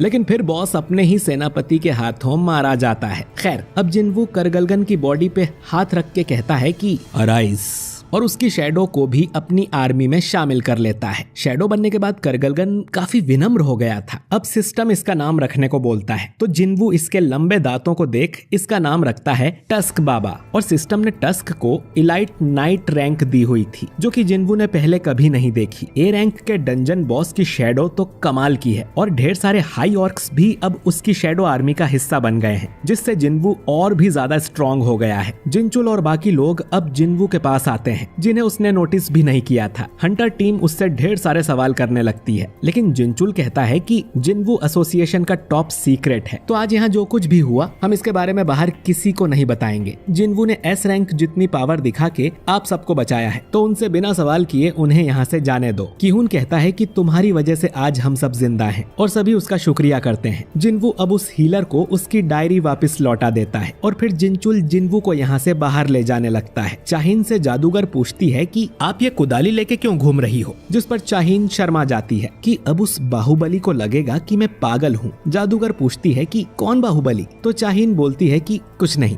किहुन अब ये सारी बातें चोई को बता देता है, और चोई उससे पूछता है कि मुझमें और जिनवू में ज्यादा स्ट्रॉन्ग कौन होगा। किहुन पूछता है कि क्या एक ए रैंक हंटर को आप अकेले हरा सकते हो बिना किसी सपोर्ट के। चोई कहता है कि नहीं, शायद उसका नाम फालतू में ही अल्टीमेट हंटर रखा है। खैर, किहुन भी अब चाहता था कि चोई जिनवू को उनकी गिल्ड में भर्ती कर ले। खैर, अगले दिन जिनवू जिन्हो से मिलने जाता है, और जिन्हो उसे बताने लगता है कि उसके बाप ने क्या शर्त रखी है। इसी समय हम हंटर एसोसिएशन के बाहर होती है, जहाँ ढेर सारे न्यूज रिपोर्टर्स आए थे। असल में आज ली मिनसुंग नाम के आदमी की रैंक चेक होनी थी, और उसी ने इन सब लोगों को यहाँ बुलाया था, क्योंकि वो एक फेमस एक्टर है। तभी बेक और चोई भी यहाँ पर आते हैं और सोचते हैं कि आज यहाँ इतनी भीड़ क्यों है। रिपोर्टर्स इनसे पूछने लगते हैं कि क्या आप यहाँ मिनसुंग को अपनी गिल्ड में भर्ती करने आए हैं, लेकिन इन्हें तो पता भी नहीं था कि मिनसुंग है कौन। ये तो यहाँ जिनवू के लिए आए हैं। चोई कहता है कि मिनसुंग ने तो पहले ही फील्ड गिल्ड को साइन कर लिया है, मैं तो यहाँ किसी और के लिए आया हूँ। जो सुन सभी रिपोर्टर्स निराश हो जाते हैं। बेक को भी पता चल गया था कि कैसे जिनवू ने उसके हंटर्स को बचाया है, जिस पर चोई कहता है कि कम से कम हमारा कोई हंटर मरा तो नहीं, जैसे रेड गेट में तुम्हारा किहुन मरा था। खैर, ये दोनों जिनवू को अपनी गिल्ड में भर्ती करना चाहते हैं और आपस में बहस करने लगते हैं। तभी यहाँ पर लिम ग्यू नाम का आदमी आता है, जो कि असल में फील्ड गिल्ड का मास्टर है, और इनसे पूछता है कि तुम लोग भी मिनसुंग को भर्ती करने आए हो क्या। जिस पर दोनों गुस्से में कहते हैं कि अरे मिनसुंग या पिनसुंग हो, हम उसके लिए नहीं आए। तभी जिनवू भी यहाँ आ जाता है, क्योंकि आज ऑफिशियली उसे एस रैंक मिलने वाली है। मिनसुंग अब प्रेस वालों से कहता है कि मेरे अंदर हंटर की पावर अवेकन हुई है, और अब मैं अंदर जाके अपनी रैंक चेक करवाऊंगा और फील्ड गिल्ड के लिए काम करूंगा। प्रेस वाले पूछते हैं कि आप एक्टिंग करना छोड़ देंगे क्या और फुल टाइम हंटर बन जाएंगे। अब मिनसुंग मन में सोचता है कि बिल्कुल भी नहीं। असल में उसने अपनी रैंक पहले ही चेक करवा ली थी, जो कि ए रैंक है। वो सिर्फ 2 साल के लिए फील्ड गिल्ड में रहेगा और फिर वापस एक्टिंग करियर में लौट आएगा। असल में मिनसुंग पर काफी इल्जाम लगे हुए हैं, तो 2 साल में लोग उन्हें भूल जाएंगे और मिनसुंग की इमेज क्लीन हो जाएगी। तभी जिनवू अंदर जाने लगता है, लेकिन मिनसुंग का मैनेजर उसे रोक लेता है कि अभी सर का इंटरव्यू चल रहा है, बाद में आना। तभी एसोसिएशन के चेयरमैन गोगन ही बाहर आते हैं और कहते हैं कि जिनवू मेरा मेहमान है, और उसने मिनसुंग को मना भी किया था कि इस टाइम प्रेस कॉन्फ्रेंस मत करना। खैर, वो जिनवू को लेकर अंदर चले जाते हैं। मिनसुंग सोचता है कि उस लड़के ने मेरा इंटरव्यू खराब कर दिया। अब वो भी अंदर जाने लगता है, तो जिनचुल गेट पर ही उसे रोक लेता है कि अभी किसी और की रैंक चेक की जा रही है, तो तुम बाहर ही इंतजार करो। मिनसुंग उससे कहता है कि तुम जानते हो ना कि मैं कौन हूँ, अभी खड़े खड़े तुम्हें नौकरी से निकलवा सकता हूँ। जिनचुल बोलता है कि मैं नहीं जानता तुम कौन हो, लेकिन ज्यादा परेशान करोगे तो अच्छा नहीं होगा। इधर जिनवू देखता है कि चोई और बेग भी अंदर उसके लिए खड़े हैं। आखिर 2 साल के बाद देश को एक एस रैंक हंटर मिला है। खैर, अब जिनवू से पूछा जाता है कि वो किस तरह की पावर्स यूज कर सकता है। अब जिनवू तुरंत ही एक शैडो सोल्जर को समन करता है। गन ही बोलते हैं कि मैंने तुम्हारी रिपोर्ट पढ़ी है, तुम इससे भी ज्यादा कर सकते हो ना।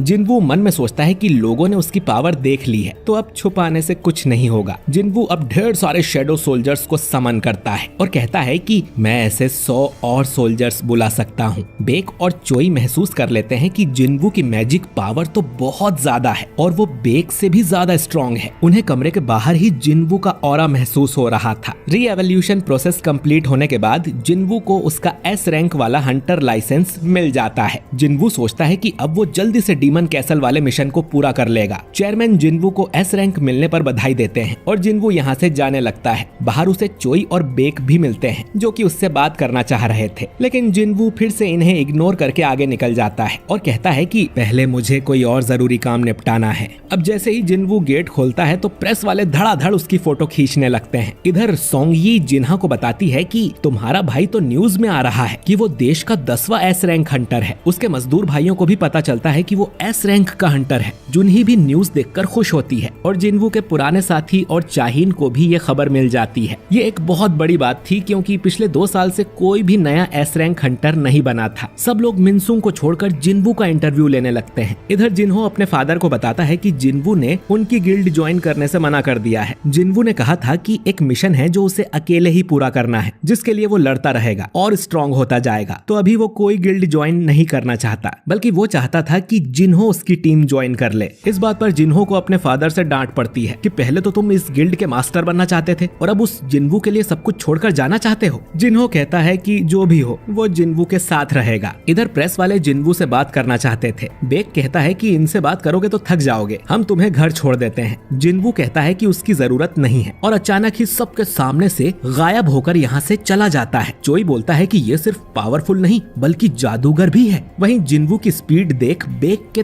तोते उड़ गए थे। जिनवू को अब अच्छा गियर खरीदना था तो वो हंटर्स ऑक्शन में जाता है। उसे एक ऐसा आर्टिफैक्ट चाहिए था जो कि फायर वाले अटैक से उसकी रक्षा करे। इस काम के लिए मैनेजर उसे एक क्लॉक दिखाता है जो कपड़ों के ऊपर पहनते हैं, लेकिन उसकी कीमत देख जिनवू की हालत खराब हो जाती है और वो कहता है कि थोड़ा कम करो भैया, रोज आपके यहाँ से कपड़े लेता हूँ। मैनेजर कहता है कि हमारे स्टोर का प्राइस फिक्स है, लेकिन अगर आप यहाँ का ग्लास तोड़ सको तो हम आपको ये प्रोडक्ट फ्री में दे देंगे, क्योंकि ये ग्लास मैजिक से बनाए गए थे इन कीमती आर्टिफैक्ट्स की प्रोटेक्शन के लिए। जिनवू अब ग्लास तोड़ने को तैयार हो जाता है तो मैनेजर कहता है कि अरे सर, मैं तो मजाक कर रहा था, ग्लास को छुआ भी तो सिक्योरिटी अलार्म बज जाएगा। जिनवू कहता है कि उसे चाकू टाइप कोई हथियार चाहिए, तो एक दूसरा मैनेजर उसे अपने साथ ले जाता है। ये आदमी देखता है कि जिनवू ने तो कांच को छुआ भी नहीं था और फिर भी उसमें क्रैक आ गया था। इधर जिनवू को एक चाकू पसंद आता है, लेकिन वो बहुत महंगा था। अब जिनवू अपना डैगर मैनेजर को दिखाता है और कहता है कि इसकी कीमत क्या होगी। मैनेजर कहता है कि इसकी कीमत कम से कम 100 मिलियन होगी। जो सुन जिनवू हैरान हो जाता है क्योंकि ये डैगर उसने सिस्टम से खरीदा था, वो भी बहुत सस्ते में। यानी सिस्टम से मिले आइटम असली दुनिया में बहुत कीमती होते हैं। वो सोच रहा था कि इन आइटम्स को बेचकर आर्टिफैक्ट्स खरीद लूंगा, लेकिन अब उसका मन बदल जाता है। इधर बेक सोच रहा था कि जिनवू दिन पर दिन इतना स्ट्रॉन्ग कैसे होता जा रहा है। उसकी सेकंड अवेकनिंग तो काफी टाइम पहले हुई थी, तो उसकी पावर्स बढ़ती कैसे जा रही हैं? कहीं ऐसा तो नहीं कि उसकी सेकंड अवेकनिंग हुई ही ना हो और वो किसी दूसरे तरीके से लेवल अप कर रहा है। इधर जिना देखती है कि आखिरकार मीडिया वाले उनके घर के सामने से चले गए थे। जिनवू उसे बताता है कि वो फिर से 1 हफ्ते के लिए बाहर जा रहा है। तभी इनके घर की घंटी बजती है। ये जिन्हो था जो कि अपनी बोरिया बिस्तर लेकर जिनवू के पास आ गया था। जिनवू अब जिना से कहता है कि मैं इसके साथ 1 हफ्ते के लिए काम से जा रहा हूँ। उस रात को जिन्हो जिनवू के कमरे में ही सोता है। जिनवू को जिना की चिंता हो रही थी कि जब वो बाहर जाए तो कोई उस पे हमला न कर दे, तो उसकी रक्षा के लिए जिनवू फैंग यानी टस्क के 4 गार्ड्स को समन करता है और देखता है कि ये तो 3 ही थे। फिर उसे याद आता है कि चौथे को तो उसने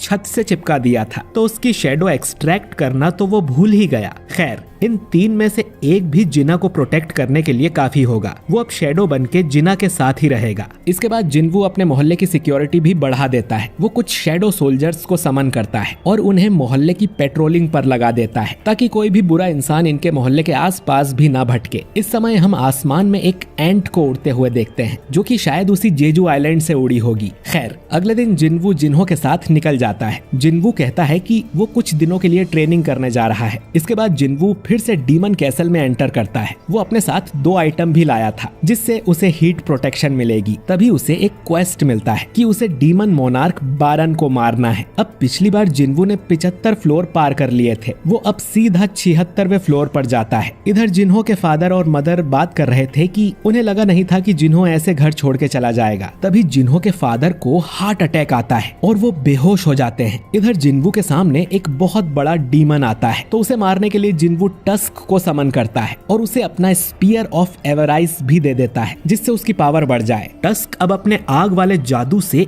एक झटके में ही उस डीमन को राख बना देता है, जो देख जिन्वू भी हैरान था। इधर जिन्हो के फादर म्योनघान को हॉस्पिटल में होश आ गया था। उन्हें एटर्नल स्लम्बर नाम की बीमारी हुई थी। इस बीमारी वाला इंसान एक बार सोता है तो फिर कभी नहीं जागता। डॉक्टर पूछता है कि आपके आसपास कोई हंटर रहता है क्या, क्योंकि कुछ लोगों का शरीर मैजिक पावर को सहन नहीं कर पाता और इन्हें ये बीमारी लग जाती है। म्योनघान बताता है कि मेरा बेटा हंटर है। डॉक्टर कहता है कि अभी पक्का नहीं है कि उसे ये बीमारी कैसे लगी होगी। म्योनघान मन में सोचता है कि मैजिक पावर से भरी इस दुनिया में मेरा शरीर ही मैजिक पावर सहन नहीं कर पाया, यानी इस दुनिया ने उसे रिजेक्ट कर दिया है। दूसरी तरफ हम 2 हंटर्स को देखते हैं जो कि समुद्र किनारे घूम रहे थे और अचानक ही इनके सामने वो एंट आ जाता है जो कि जेजू आइलैंड से उड़ा था। इधर जिन्वू ने अपने सोल्जर्स को 6 टीम में बांट दिया था और सभी को अलग अलग काम पे लगा दिया था। उसने उन सभी को 2 ऑर्डर्स दिए थे, हर टीम अलग अलग तरह से काम करेगी और जो भी दुश्मन सामने आएगा उसे मार देगी और जैसे ही अगले फ्लोर का परमिट मिलेगा तो मुझे आके बताएगी।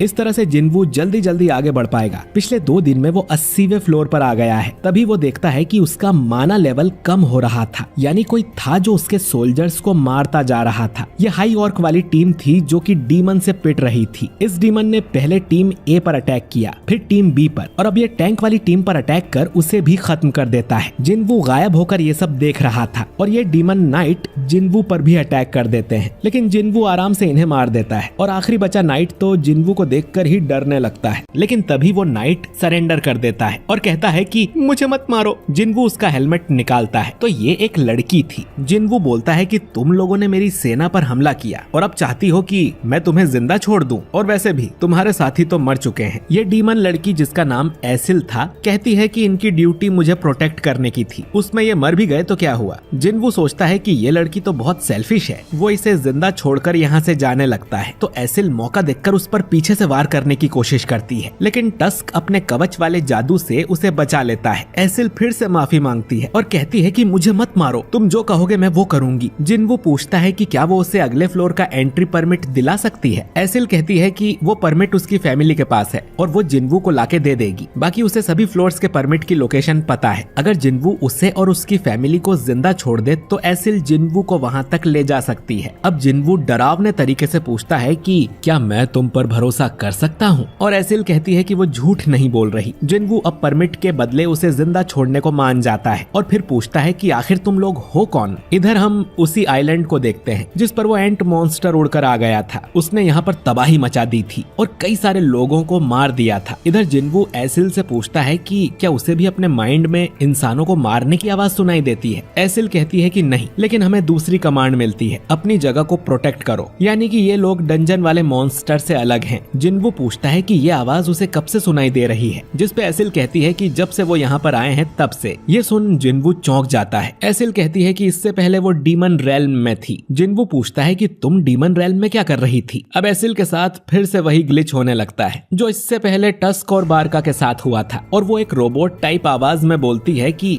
हम युद्ध की तैयारी कर रहे हैं, एक ऐसे दुश्मन के लिए जो इतना स्ट्रॉन्ग है कि उससे लड़ने के लिए सभी डीमंस को एकजुट होना पड़ेगा। इसके बाद एसिल कहने लगती है कि ये जानकारी नहीं दी जानी चाहिए, और बेहोश हो जाती है। जिन्वू समझ जाता है कि वो इससे आगे सवाल नहीं पूछ सकता। दूसरी तरफ हम हंटर एसोसिएशन की मीटिंग को देखते हैं जिसमें जिनचुल बताता है कि एक एंट मॉन्स्टर ने जापान के पास एक छोटे से आइलैंड पर हमला कर दिया है जिसमें 294 लोगों की जान गई है। 108 हंटर इससे लड़ने भेजे गए थे, जिनमें 4 ई रैंक हंटर, एक सी रैंक हंटर और एक बी रैंक हंटर मारे गए। आखिर में एक ए रैंक हंटर ने इस एंट को मार डाला, यानी कि इस एंट मॉन्स्टर की पावर ए रैंक जितनी थी। गन ही कहता है कि ये आइलैंड जेजू आइलैंड से 120 किलोमीटर दूर था। अगर वो एंट्स अच्छे से उड़ना सीख गई तो हमारे देश तक भी पहुंच सकती है। हमें हाई अलर्ट पर रहना होगा और तुरंत ही चौथे जेजू आइलैंड रेड मिशन की तैयारी की जाए। इधर एसिल को होश आ गया था और वो जिन्वू को अपने फैमिली कैसल के पास ले जाती है जिसके अंदर उसे परमिट मिलेगा। एसिल के फादर जिन्वू को देखकर डर जाते हैं क्योंकि उन्हें जिन्वू की शैडो में पूरी सेना दिखाई दे रही थी। जिन्वू कहता है कि मैंने एसिल से प्रॉमिस किया है कि अगर मुझे परमिट मिल गया तो किसी को नुकसान नहीं पहुंचाऊंगा। एसिल का फादर मन में सोचता है कि इस आदमी ने वल्कन और मेटस को मारा है, यानी कि हम तो इसके सामने बहुत कमजोर हैं। एसिल का फादर अब जिन्वू को परमिट दे देता है और तुरंत यहाँ से निकल जाने को बोलता है। जिन्वू कहता है कि वो कुछ देर के लिए उनकी बेटी को भी अपने साथ ले जाना चाहता है, एक गाइड की तरह, क्योंकि उसे बाकी के फ्लोर्स के परमिट की लोकेशन भी पता है और वो उसकी सेफ्टी की गारंटी भी देता है। तो एसिल का फादर मान जाता है। इस तरह से जिन्वू 90 फ्लोर तक पहुंच जाता है। इग्रिस और टैंक भी लेवल अप होके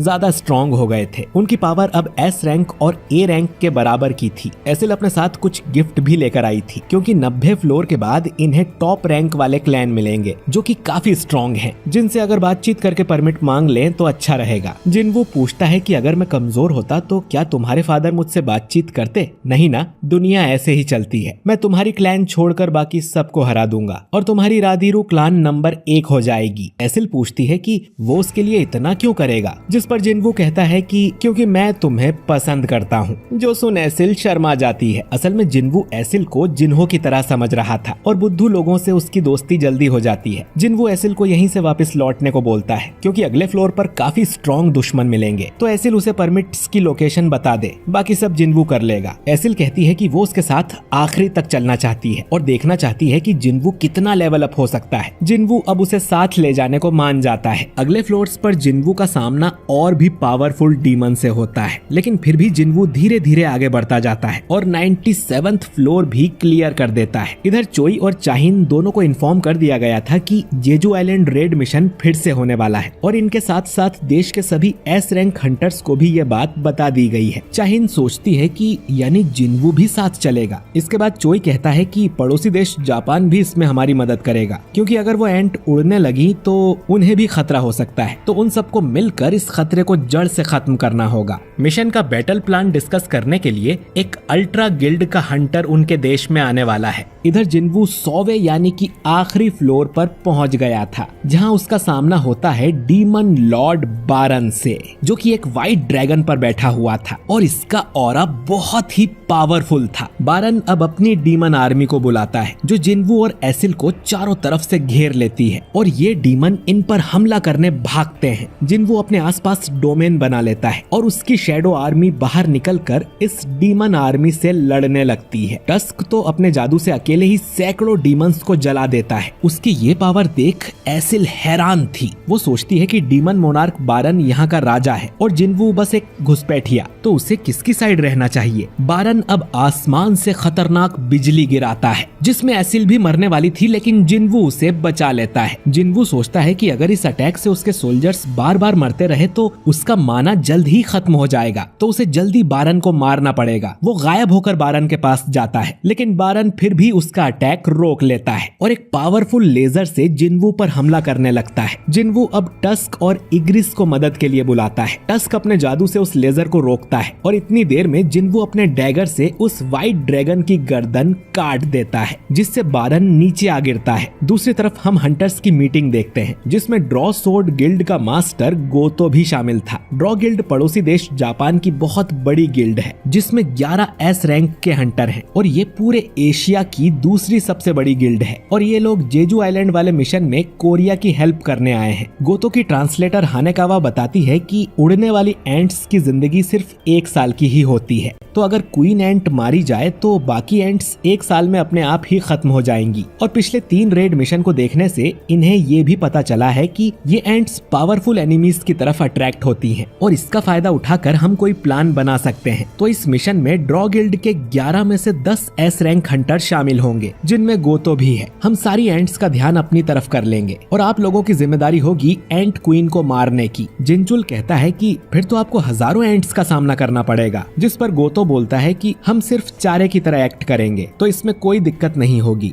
गन ही बोलता है कि ठीक है, फिर इस जानकारी के हिसाब से प्लान बनाया जाएगा। इधर जिन्वू बारन से लड़ रहा था और उसका माना भी जल्दी खत्म होता जा रहा था। टस्क, आयरन और इग्रिस साथ में बारन पर हमला करते हैं। बारन टस्क और आयरन को तो आराम से मार देता है और इग्रिस भी उसका कुछ नहीं कर पाता। जिन्वू एक पावरफुल अटैक करता है लेकिन बारन उसे ब्लॉक कर देता है और गर्दन पकड़ के जिन्वू को उठा लेता है, लेकिन तभी टस्क और आयरन उसे पकड़ लेते हैं और बारन फिर से उन्हें मार देता है। अब तक जिन्वू का सारा माना खत्म हो गया था, यानी कि वो अपनी शैडो आर्मी से किसी को नहीं बुला सकता और उसे अकेले ही बारन से लड़ना होगा। दोनों में अब घमासान युद्ध होने लगता है, लेकिन बारन जिन्वू को कड़ी टक्कर दे रहा था। आखिर में वो जिन्वू के डैगर उससे अलग कर देता है और जिन्वू अब खाली हाथ था। बारन अपने मुंह से ब्लास्ट कर जिन्वू को मारने ही वाला था, लेकिन तभी एसिल अपना भाला उसकी तरफ फेंक देती है, जिससे बारन का ध्यान भटक जाता है, जिसका फायदा उठाकर जिन्वू बारन के दोनों हाथ उखाड़ देता है और फिर एक जोरदार पंच मार के बारन की गर्दन ही अलग कर देता है, जिससे बारन मारा जाता है और जिन्वू का डीमन कैसल वाला मिशन कंप्लीट हो गया था। जिन्वू एसिल से कहता है कि वापस जाके अपने फादर को बता दो कि अब उनकी फैमिली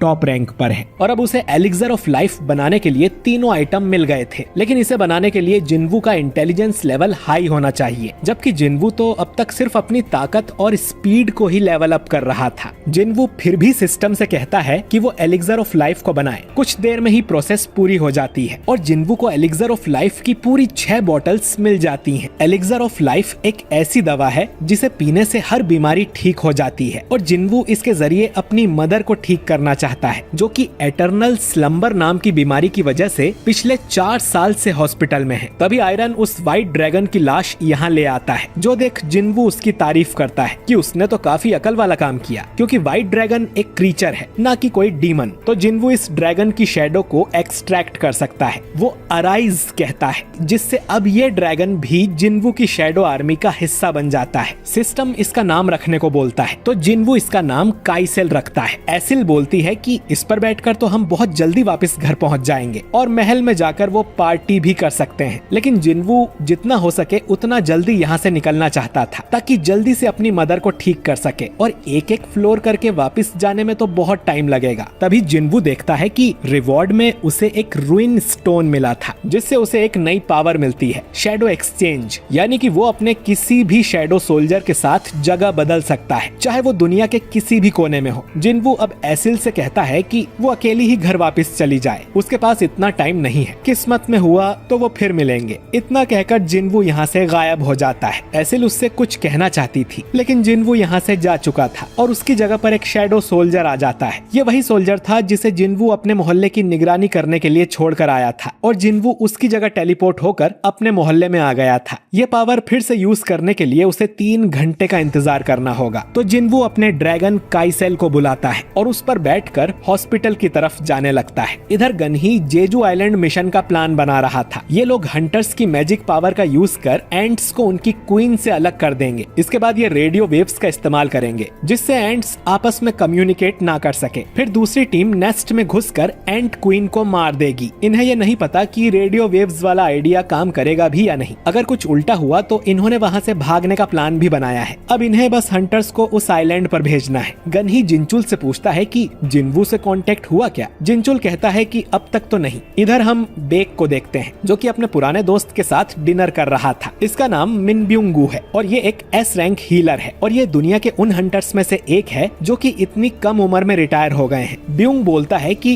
बेक सच में उस आइलैंड पर वापस जाने वाला है, जबकि उसने अपनी आंखों से वहाँ पर यूनसुक को मरते देखा था, जो कि इनका तीसरा दोस्त था। बेक कहता है कि इसीलिए मुझे जाना पड़ेगा। अगर वो एंट्स यहाँ पर आ गई तो पूरे देश का हाल भी वैसा ही होगा। ब्यूंग पूछता है कि तुम कब से देशभक्त बन गए। बेक कहता है कि जो भी रीजन हो उसे जाना तो पड़ेगा ही। ब्यूंग बोलता है कि अगर तुम मुझे भी साथ ले चलना चाहते हो तो मैं कभी नहीं जाऊंगा। बेक कहता है कि वो तो बस उसे गुड बाय बोलने आया है, क्योंकि क्या पता कि अब वो दोनों मिले या नहीं। ब्यूंग बताता है कि वो गवर्नमेंट जॉब की तैयारी कर रहा है, उसे कोई खून खराबा नहीं देखना, इसीलिए वो हंटर वाले काम से रिटायर हुआ था। वो गवर्नमेंट जॉब करके नॉर्मल जिंदगी जीना चाहता है। बेक सोचता है कि तुम सही कह रहे हो, हंटर्स ही हैं जो नॉर्मल नहीं है, लेकिन उसे आज तक ऐसा कोई हंटर नहीं मिला जिसे लड़ना पसंद नहीं हो। मॉन्स्टर से लड़ना तो इनका रूटीन बन गया है। कुछ लोगों को तो इसमें मजा भी आता है। कहीं अवेकनिंग के लिए यही कंडीशन तो जरूरी नहीं। इसके बाद दोनों थोड़ा मजाक करते हैं। इधर जिन्वू हॉस्पिटल में आ गया था। वो देखता है कि उसकी मदर की गर्दन पे जलने के निशान थे, जो कि असल में जिन्वू की वजह से ही हुआ था, लेकिन उसकी मदर ने उसे बिल्कुल भी नहीं डांटा था। जिन्वू अब सोच रहा था कि उसे ये एलिक्सर ऑफ लाइफ यूज करना चाहिए कि नहीं, पता नहीं इससे क्या होगा। लेकिन सिस्टम ने जिन्वू को कई सारे चमत्कार दिखाए हैं। वो खुद भी ई रैंक हंटर से एस रैंक हंटर बन गया है, इसीलिए जिन्वू को सिस्टम पर भरोसा है। जिन्वू अब एलिक्सर ऑफ लाइफ की बोतल निकालता है और उसकी मदर को पिला देता है। इसके बाद दवाई का असर होने लगता है और उसकी मदर ठीक होने लग जाती है, बल्कि उसकी मदर की गर्दन पे जो जलने का निशान था वो भी चला जाता है। जिन्वू उन्हें जागने के लिए कहने लगता है, क्योंकि उसने अभी तक जितनी भी मेहनत की है वो सिर्फ अपनी मदर को ठीक करने के लिए ही की है। और आसमान में पूरा चांद निकला हुआ था। कुछ देर में जिन्वू अपनी आंखें खोलता है और देखता है कि उसकी मदर जाग गई थी। वो जिन्वू को पहचान जाती हैं और पूछती हैं कि वो कितने टाइम से सो रही थी और जिना कैसी है। जिन्वू बताता है कि पूरे 4 साल से, और जिना ठीक है। वो जिन्वू से कहती हैं कि वो कितना बड़ा हो गया है और उसे चोट भी लगी थी, उसने जरूर बहुत मेहनत की होगी। जिन्वू रोते हुए कहता है कि वो ठीक है और उसकी आंखों से आंसू निकलना बंद ही नहीं होते। अगली सुबह डॉक्टर्स को पता चलता है कि एटर्नल स्लीप वाली पेशेंट को होश आ गया है, जो सुन उन्हें यकीन नहीं हो रहा था। जिना भी यहाँ आ जाती है और अपनी मदर को ठीक देख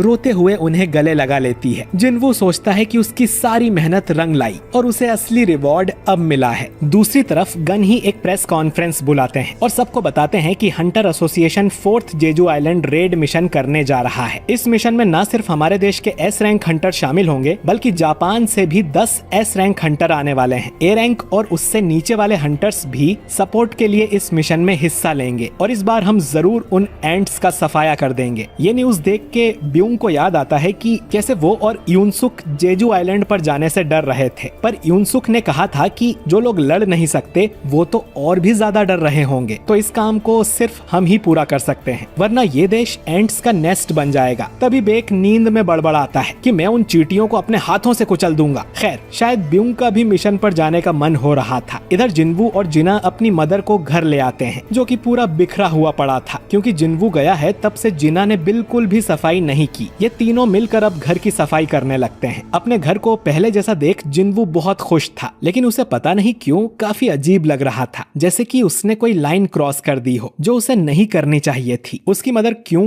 जिन्वू से पूछती है कि उसके फादर की कोई खबर मिली क्या, और उसे ये भी पता चला था कि जिन्वू एक एस रैंक का हंटर बन गया है, जो जानकर उसे बहुत खुशी होती है, क्योंकि उसके फादर भी पहले एक फायर फाइटर थे और फिर एक हंटर बन गए थे। वो लोगों की जान बचाते थे। ये देखकर ही क्यों ने उससे शादी की थी और जिन्वू बिल्कुल अपने बाप पर गया है। जिना कहती है कि वो डॉक्टर बनना चाहती है ताकि लोगों की जान बचा सके, जो सुन क्यों कहती है कि तुम भी अपने बाप पर गई हो। तभी जिन्वू को एसोसिएशन से कॉल आता है। इधर गन ही बताता है कि प्रेस कॉन्फ्रेंस के बाद थॉमस आंद्रे नाम का एक आदमी उनसे मिलने आया था, जो कि अमेरिका का national level S rank hunter है। National level hunters S rank hunters से थोड़े ज्यादा स्ट्रॉन्ग होते हैं और अकेले ही एक देश की मिलिट्री जितने पावरफुल होते हैं। पता नहीं वो इनके देश में क्या करने आया है। गन ही पूछता है कि जिन्वू से कांटेक्ट हुआ क्या। जिनचुल कहता है कि उससे बात हो गई है और वो बस आता ही होगा। गन ही जिन्वू से कहता है कि 4 दिन में हम रेड मिशन पर निकलने वाले हैं और ये चाहते थे कि जिन्वू भी मिशन का हिस्सा बने। लेवल अप करने के लिए जिन्वू के पास ये अच्छा मौका है, लेकिन अब तो वो अपनी मदर को ठीक कर चुका है, तो उसके पास लड़ने के लिए कोई मोटिवेशन नहीं बचा। तभी उसे पावरफुल माना महसूस होता है। गन ही बताता है कि एस रैंक हंटर्स जिम में वार्म अप कर रहे हैं, तुम्हें चलकर देखना चाहिए। हम देखते हैं कि बेक और हंटर माँ आपस में लड़ रहे थे। हंटर माँ फेम बिल्ट का एस रैंक हंटर है। गन ही बताता है कि वो माना वेव यहीं से निकली होगी। एस रैंक हंटर्स कभी कभी इकट्ठे होते हैं। जिन्वू देखता है कि बेक तो हार रहा था, जिस पर चोई बताता है कि बेक अगर अपने असली रूप में आ गया तो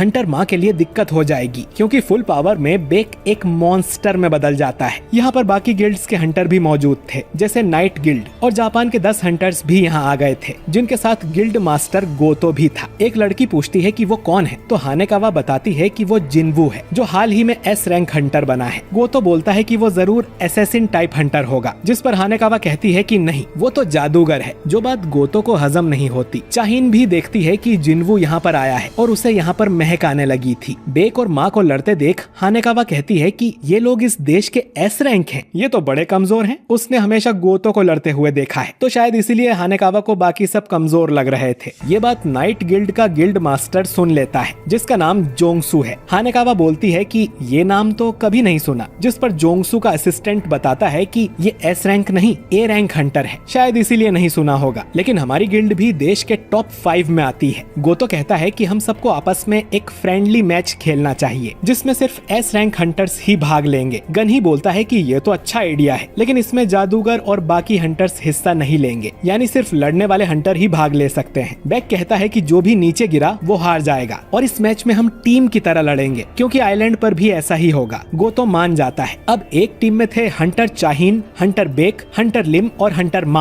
और दूसरी टीम में थे जापान के हंटर्स त्वाता, कुमामोटो, होशिनो और टनाका। जिन्वू इस बात से खुश था कि उसे एस रैंक हंटर्स का बैटल देखने को मिलेगा, लेकिन वो देखता है कि गोतो इस फाइट में हिस्सा नहीं ले रहा था। हंटर मा अब अपनी पावर से अपने शरीर को बड़ा कर लेता है और चारों एक एक ओपोनेंट चुनकर उनसे लड़ने लगते हैं। लिम और होशिनो की लड़ाई हो रही थी जिसमें लिम दूर रहने की कोशिश करता है क्योंकि उसके अटैक्स लॉन्ग रेंज होते हैं। ये arena top tier magic gems से बनाया गया है। कोई मामूली हंटर तो इसे खरोच भी नहीं पहुंचा सकता। फिर भी ये लोग इसमें तबाही मचा रहे थे। इधर बेक भी अपनी पूरी ताकत से लड़ रहा था, लेकिन कुमामोटो उससे लड़ने की बजाय भाग जाता है। कुमामोटो असल में नर्वस हो गया था। बेक समझ जाता है कि गोतो अपने हंटर्स को टेस्ट करना चाहता था कि वो इस मिशन के लिए रेडी हैं या नहीं। ये सोचकर बेक अपने बीस्ट वाले रूप में आ जाता है और हमला कर देता है। ए रैंक वाले हंटर सोच रहे थे कि ये लोग तो जानवर की तरह लड़ रहे हैं, हम तो इनके सामने बिल्कुल नहीं टिक पाते। तभी टनाका हंटर मा को हरा देता है और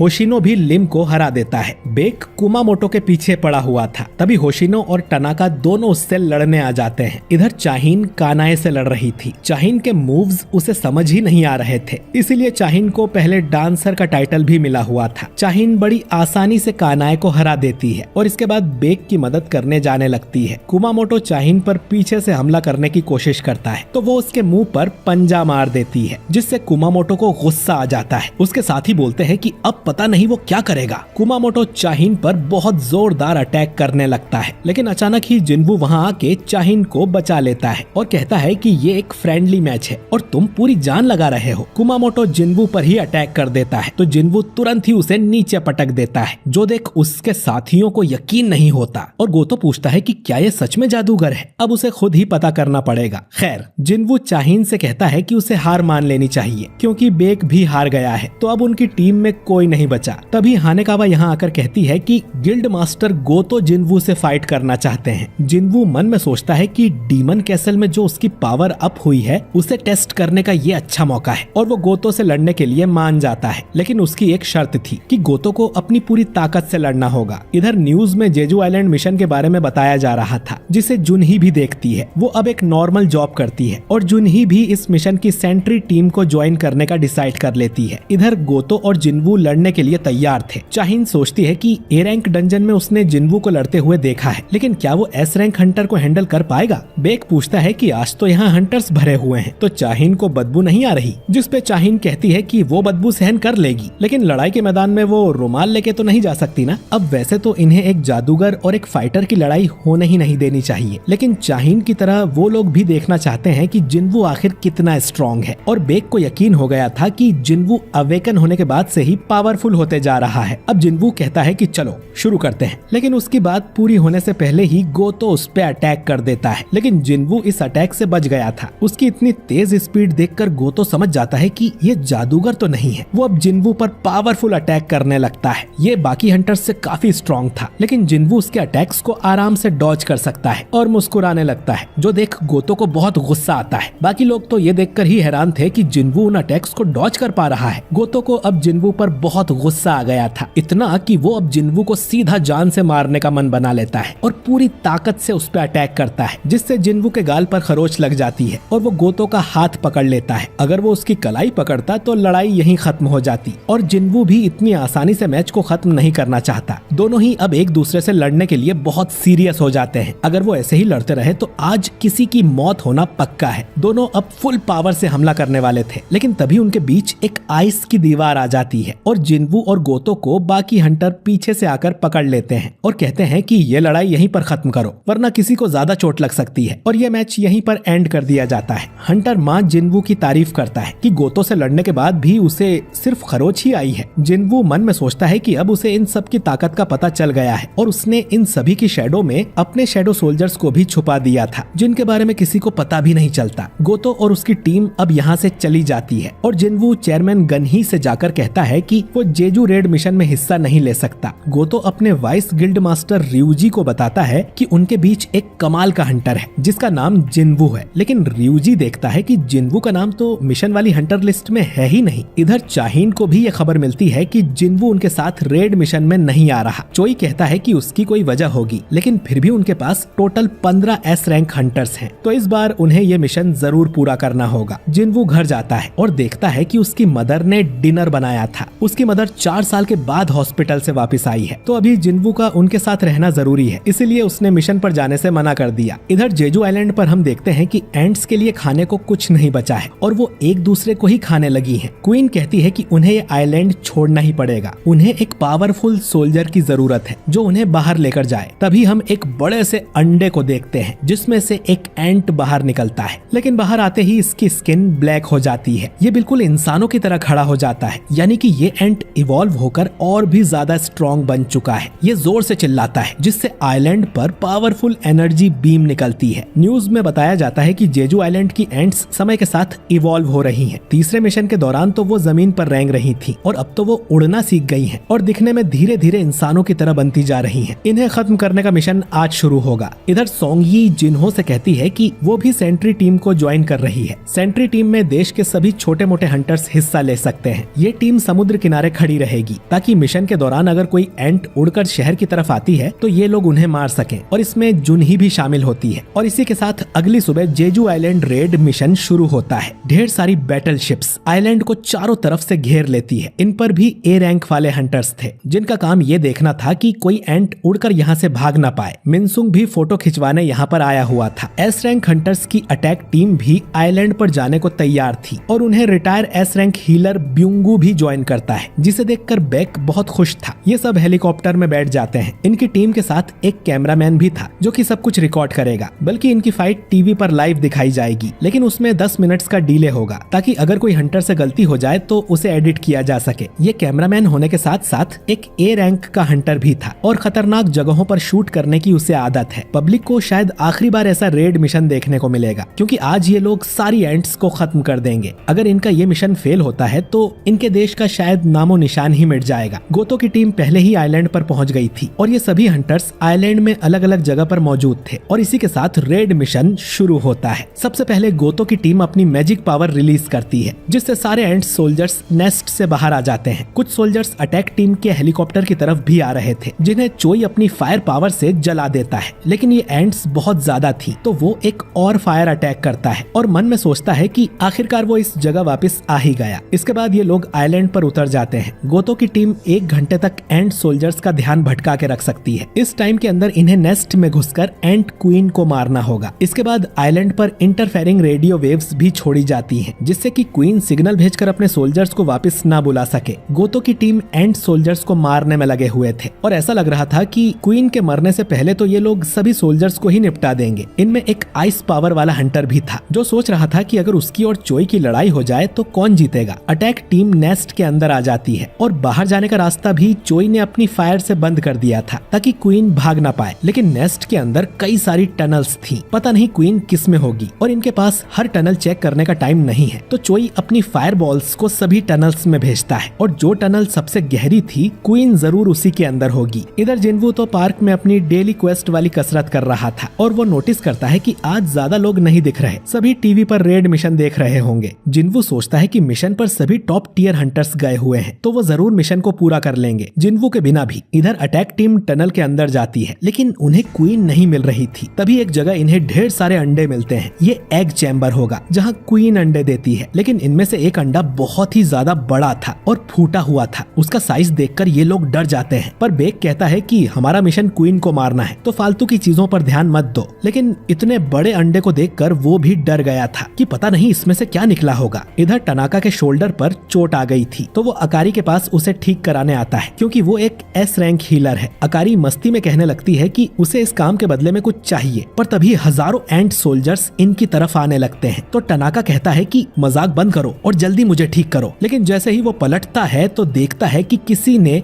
अकारी की गर्दन काट दी थी। इन्हें पता भी नहीं चलता कि ये कैसे हुआ। बाकी के 2 हंटर्स भी चौकन्ने हो जाते हैं। ये मॉन्स्टर इतना तेज था कि इन्हें ठीक से दिख भी नहीं रहा था। टनाका को अपने सामने वो मॉन्स्टर दिखाई देता है और वो उसे पंच करने जाता है, लेकिन पलक झपकते ही वो मॉन्स्टर टनाका की भी गर्दन काट देता है। तीसरा हंटर उस मॉन्स्टर का पीछा करता है और उसे अपनी तलवार से मारने की कोशिश करता है, लेकिन उसका भी खेल खत्म हो जाता है। इधर नेस्ट के अंदर दूसरी टीम एंट क्वीन के गार्ड से लड़ रही थी और हर एक गार्ड ताकत में एस रैंक के बराबर था, लेकिन आखिर था तो ये जानवर ही और ये इंसानों जितने होशियार नहीं है, तो हंटर्स इन्हें आराम से हरा सकते हैं। इसके बाद चाहीन एक एंट को अपनी तलवार से काट देती है और कहती है कि ये गार्ड्स काफी मजबूत हैं, लेकिन ये तादाद में काफी कम थे। ब्यूंगू कहता है कि ज्यादा भी हो तो डरने की जरूरत नहीं है, मैं पीछे से सबको सपोर्ट करूंगा। बेक कहता है कि लगा नहीं था कि लड़ाई से डरने वाला ऐसा बोलेगा। ब्यूंगू कहता है कि मजाक मत करो और वो एक एंट का सिर फोड़ देता है, क्योंकि सिर कटने के बाद भी ये मॉन्स्टर कुछ टाइम के लिए जिंदा रह सकते हैं, तो इन्हें इनके पैर भी काट देने चाहिए ताकि ये कहीं भाग ना सकें। ये गुफा में जितना अंदर जा रहे थे, इन्हें उतने ही ताकतवर एंट्स मिल रहे थे, लेकिन अभी तक ऐसा कोई एंट नहीं मिला जो इंसानों की तरह 2 पैरों पे खड़ा होता हो। शायद वो रॉयल गार्ड्स होंगे जो क्वीन के पास ही मिलेंगे। ये चोई से पूछते हैं कि हम सही दिशा में ही जा रहे हैं ना? चोई कहता है कि हाँ शायद। चाहीन कहती है कि उसे गुफा के अंदर से एक पावरफुल मॉन्स्टर की स्मेल आ रही है। इसके बाद बेक अपनी बीस्ट एबिलिटी से गुफा के अंदर देखता है। उसे कई सारे एग चैम्बर मिलते हैं, लेकिन आखिर में उसे क्वीन वाला चैम्बर भी मिल जाता है। वो बताता है कि क्वीन गुफा में सबसे अंदर है, लेकिन कई सारे गार्ड्स उसे प्रोटेक्ट कर रहे हैं जो कि एस रैंक के रॉयल गार्ड्स होंगे और क्वीन भी पता नहीं कितनी स्ट्रांग होगी, लेकिन ये लोग मिलकर जरूर उसे हरा सकते हैं और ये लोग अंदर जाने लगते हैं। इधर इजावा और के टनाका वाले ग्रुप को ढूंढने जाते हैं, क्योंकि वो लोग रेडियो पर रिस्पॉन्स नहीं दे रहे थे। उन्हें यहाँ बस मरी हुई एंट्स ही मिलती हैं। तभी इजावा को एक हंटर फुजीशिमा का टूटा हुआ चश्मा दिखाई देता है और अचानक ही इन्हें इतनी गंदी बदबू आती है कि के उल्टी करने लगता है। के देखता है कि जंगल में से कोई आ रहा है, तो वो अपने सामने बर्फ का पहाड़ बना देता है और खुद को भी बर्फ में कैद कर लेता है, लेकिन वो मॉन्स्टर बर्फ के साथ साथ के भी टुकड़े टुकड़े कर देता है। कुमामोटो और कानाई भी नोटिस करते हैं कि उनके कुछ साथी रिस्पॉन्स नहीं कर रहे, लेकिन उनके सामने बहुत सारे एंट्स थे और इनसे पहले निपटना होगा। इधर बाकी हंटर क्वीन के चैम्बर में आ गए थे, जिसके सामने ढेर सारे गार्ड्स खड़े थे। ब्यूंगू अब अपनी पावर से सभी हंटर्स को बफ दे देता है, जिससे ये लोग और भी स्ट्रॉन्ग हो जाते हैं। हंटर माँ अब अपना साइज बड़ा कर लेता है और चोई अपनी आग से गार्ड्स को जलाने लगता है। चोई कहता है कि इतनी ज्यादा पावर यूज करने की उसे जरूरत पड़ती नहीं है, लेकिन आज वो अपने सारे हुक्म के इक्के निकाल देगा। इतना कहकर वो फायर ड्रैगन अटैक करता है, जिससे कई एंट्स जल जाते हैं। बेक भी सोचता है कि अब उसे भी अपने असली रूप में आना चाहिए और वो ट्रांसफॉर्म होकर बिल्कुल एक बीस्ट की तरह दिखने लगता है और 2 रॉयल गार्ड्स को अकेले ही मार देता है। और चाहीन भी बेक के इस बीस्ट फॉर्म को पहली बार देख रही थी। वो कैमरामैन पीछे खड़े होकर ये सब रिकॉर्ड कर रहा था। उसे अपने मैनेजर से पता चलता है कि उन्हें 80% से ज्यादा टीआरपी मिल रही है, तो उसे थोड़ा और करीब जाकर क्लोजअप वाले शॉट्स लेने चाहिए। लेकिन तभी ब्यूंगू उसे रोक लेता है और कहता है कि ये एस रैंक डंजन का बॉस रूम है, उसे पीछे ही रहना चाहिए, क्योंकि ये बैटल अब और भी खतरनाक होने वाला है। टीवी पर सब देख रहे थे कि हंटर्स क्वीन के सामने पहुंच गए हैं और उससे बैटल कर रहे हैं। एस रैंक हंटर्स ज्यादातर साथ में काम नहीं करते, लेकिन आज वो बिल्कुल एक टीम की तरह लड़ रहे हैं। हंटर माँ छोटी एंट्स को अपनी तरफ बुलाकर उन्हें मार रहा था और बाकी हंटर्स रॉयल गार्ड्स को मारने में लगे हुए थे। लिम अपने बो से हजारों मैजिकल एरोज फायर करता है और कई सारी वर्कर एंट्स को मार देता है। बेक अपने पंजों से लड़ रहा था, चोई अपनी फायर से सबको जला रहा था और चाहीन अपनी तलवार से सबको काटती जा रही थी। सबकी नजर आज इस रेड पर ही थी। ये लोग सारे गार्ड्स को मार देते हैं और अब सिर्फ एंट क्वीन ही जिंदा बची थी। हंटर माँ एक टैंक की तरह उसका ध्यान अपनी ओर खींचता है और बाकी सब डुअलिस्ट उस पर अटैक कर देते हैं। लिम उस पर मैजिक एरोस, बेक अपने पंजों से उस पर हमला करता है, लेकिन क्वीन पर कोई असर नहीं होता और वो इन लोगों पर जहर की उल्टी कर देती है। लेकिन क्योंकि इनके पास हीलर है, तो वो तुरंत ही इन्हें ठीक कर देता है। जब तक ब्यूंगू जिंदा है, इन लोगों को कुछ नहीं हो सकता। क्वीन अब ब्यूंगू को ही मारने जाती है, लेकिन माँ अपनी शील्ड से उसे रोक लेता है, क्योंकि वो अपने हीलर को मरने नहीं दे सकता। चोई अब क्वीन पर फायर अटैक करता है, जिससे बड़ा धमाका होता है, पर उससे भी क्वीन को कुछ नहीं होता। तभी क्वीन चिल्लाने लगती है और बेक सोचता है कि ये दर्द से चिल्ला रही है या किसी को बुला रही है। वो भागने की कोशिश करती जाती है तो हंटर माँ और बेक उसे पकड़ लेते हैं, जिसके बाद चाहीन क्वीन की तरफ आती है। ब्यूंगू ने उसे डैमेज बफ भी दे दिया था तो वो जल्दी से क्वीन के सारे पैर काट देती है और फिर ऊपर जाकर अपनी गोल्डन सोर्ड से क्वीन की गर्दन काट देती है और आखिरकार इन लोगों ने क्वीन को मार दिया था। टीवी पर देख रहे लोग खुशी मनाने लगते हैं कि आखिरकार एंट क्वीन मारी गई। चेयरमैन गनही भी ये खबर सुनकर खुश होते हैं कि उनका मिशन पूरा हुआ। इधर हंटर बात करते हैं कि क्वीन मारी गई है तो बाकी एंट्स 1 साल के अंदर अपने आप ही खत्म हो जाएंगी, क्योंकि अंडे देने वाला अब कोई नहीं है और इस आइलैंड पर फिर से इंसान रह पाएंगे। बेक अब भी सोच रहा था कि क्वीन की वो चीख किसके लिए थी। ब्यूंगू उससे कहता है कि हमने क्वीन को मार दिया और अपने दोस्त यूनसुक का बदला ले लिया। ये सभी काफी खुश हो जाते हैं, लेकिन बाहर जहाज पर रेजी देखता है कि सभी एंट्स वापस नेस्ट की तरफ जा रही थी और उनकी इंटरफेरेंस वेव्स का असर नहीं हो रहा था। इधर चोई को महसूस होता है कि जो फायर वाला गेट उसने लगाया था वो तोड़ दिया गया है और एंट्स अंदर आ रही हैं। ये लोग सोचने लगते हैं कि उन्हें तो गोतो की टीम संभाल रही थी, कहीं क्वीन ने चिल्लाकर तो इन्हें नहीं बुलाया। लेकिन अगर ऐसा है भी तो मामूली एंट्स चोई के बनाए फायर गेट्स को नहीं तोड़ सकती। बेक को महसूस होता है कि कोई उनकी तरफ आ रहा है और अचानक ही इन सब को बहुत पावरफुल ऑरा महसूस होता है। तभी इनके सामने वो एंट आके खड़ा हो जाता है जो कि सबसे बड़े अंडे में से निकला था और यही अब तक बाहर के हंटर्स को मार रहा था। इसे हम एंट किंग कहकर बुलाएंगे। ये दिखने में सबसे अलग था और 2 पैरों पर खड़ा था। ये अपना माना रिलीज करता है, जिससे चाहीन तो अपने घुटनों पर ही बैठ जाती है और समझ जाती है कि ये कोई मामूली एंट नहीं है और इसकी स्मेल बहुत ही स्ट्रॉन्ग थी। हंटर माँ उससे लड़ने के लिए एक कदम ही आगे बढ़ाता है और उसे ऐसा लगता है जैसे वो मर गया हो। किंग इनके पास से निकलकर क्वीन के पास जाता है और उसके सिर को खाकर चिल्लाने लगता है। क्वीन को मरा देख उसे गुस्सा आ गया था। वो पलक झपकते ही चाहीन के पीछे जाता है और एक हाथ मारकर उसे बहुत दूर फेंक देता है, जिससे वो अधमरी हो जाती है। इसके बाद वो हंटर माँ के पीछे जाता है। माँ तुरंत ही अपने शरीर को बहुत बड़ा कर लेता है, लेकिन एंट किंग एक पंच में ही उसकी शील्ड और उसके एक हाथ को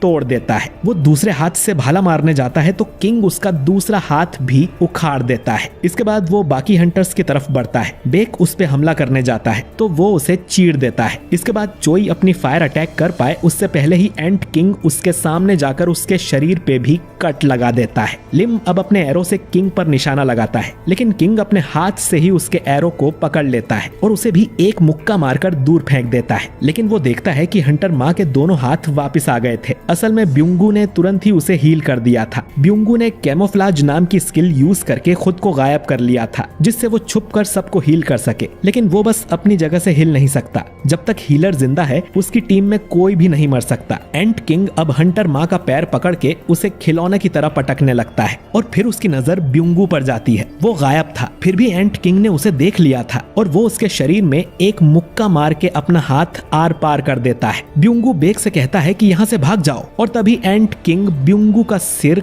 खा जाता है और बेक के सामने ही उसके दूसरे दोस्त की भी मौत हो जाती है। बेक गुस्से में उस पे हमला करता है तो किंग उसकी गर्दन पकड़ लेता है, जिससे बेक वापस अपने नॉर्मल फॉर्म में आ जाता है। किंग अपना मुंह खोलकर ब्यूंगू की लाइन दोहराता है कि बेक यहाँ से भाग जाओ। असल में उसने ब्यूंगू का सिर खा लिया था, जिससे उसके अंदर ब्यूंगू की सारी नॉलेज आ गई थी कि इंसान क्या है और युद्ध में किंग को हराने से ही युद्ध जीता जाता है। और अब ये किंग बोल भी सकता है। ये कहता है कि हमारी एंट क्वीन मर चुकी है, लेकिन तुम सब लोग बहुत ही कमजोर हो, तुम्हें मार के मजा नहीं आएगा, तो बताओ कि तुम्हारा किंग कहाँ पर है। तभी वो सेंस करता है कि नेस्ट के बाहर कोई पावरफुल इंसान है, शायद वो ही किंग होगा। ये सोचकर एंट किंग यहाँ से चला जाता है। बेक सोचता है कि बाहर तो सबसे पावरफुल गोतो है, क्या ये उसी के पास जा रहा है? लेकिन सोचने का टाइम नहीं है, हमें यहाँ से भागना होगा। तभी हजारों छोटी एंट्स यहाँ पर आ जाती हैं। इधर गोतो अपने साथियों को ढूंढ रहा था, क्योंकि उनके चार्ली और डेल्टा दोनों ग्रुप्स रिस्पॉन्स नहीं कर रहे थे। तभी गोतो उस जगह पहुंच जाता है जहां किंग ने के को मारा था। इसके बाद गोतो अपने चेयरमैन को कॉल करता है और कहता है कि हमारे कुछ हंटर्स मारे गए हैं। चेयरमैन बोलता है कि तुमने तो उन्हें कहा था ना कि कमजोर एंट्स पर ही हमला करना और ज्यादा रिस्क मत लेना। गोतो कहता है कि ये हंटर्स कमजोर थे तो इनके मरने से हमें कोई फर्क नहीं पड़ता। चेयरमैन पूछता है कि कोरियन टीम नेस्ट के अंदर है क्या? गोतो बोलता है कि हाँ, लेकिन अब बाहर की सारी एंट्स उड़कर नेस्ट में ही जा रही हैं। चेयरमैन पूछता है कि तुम्हें क्या लगता है अब उन हंटर्स के जिंदा बचने के कितने चांसेस होंगे? गोतो कहता है कि उनकी ताकत देखने के बाद मैं कह सकता हूँ कि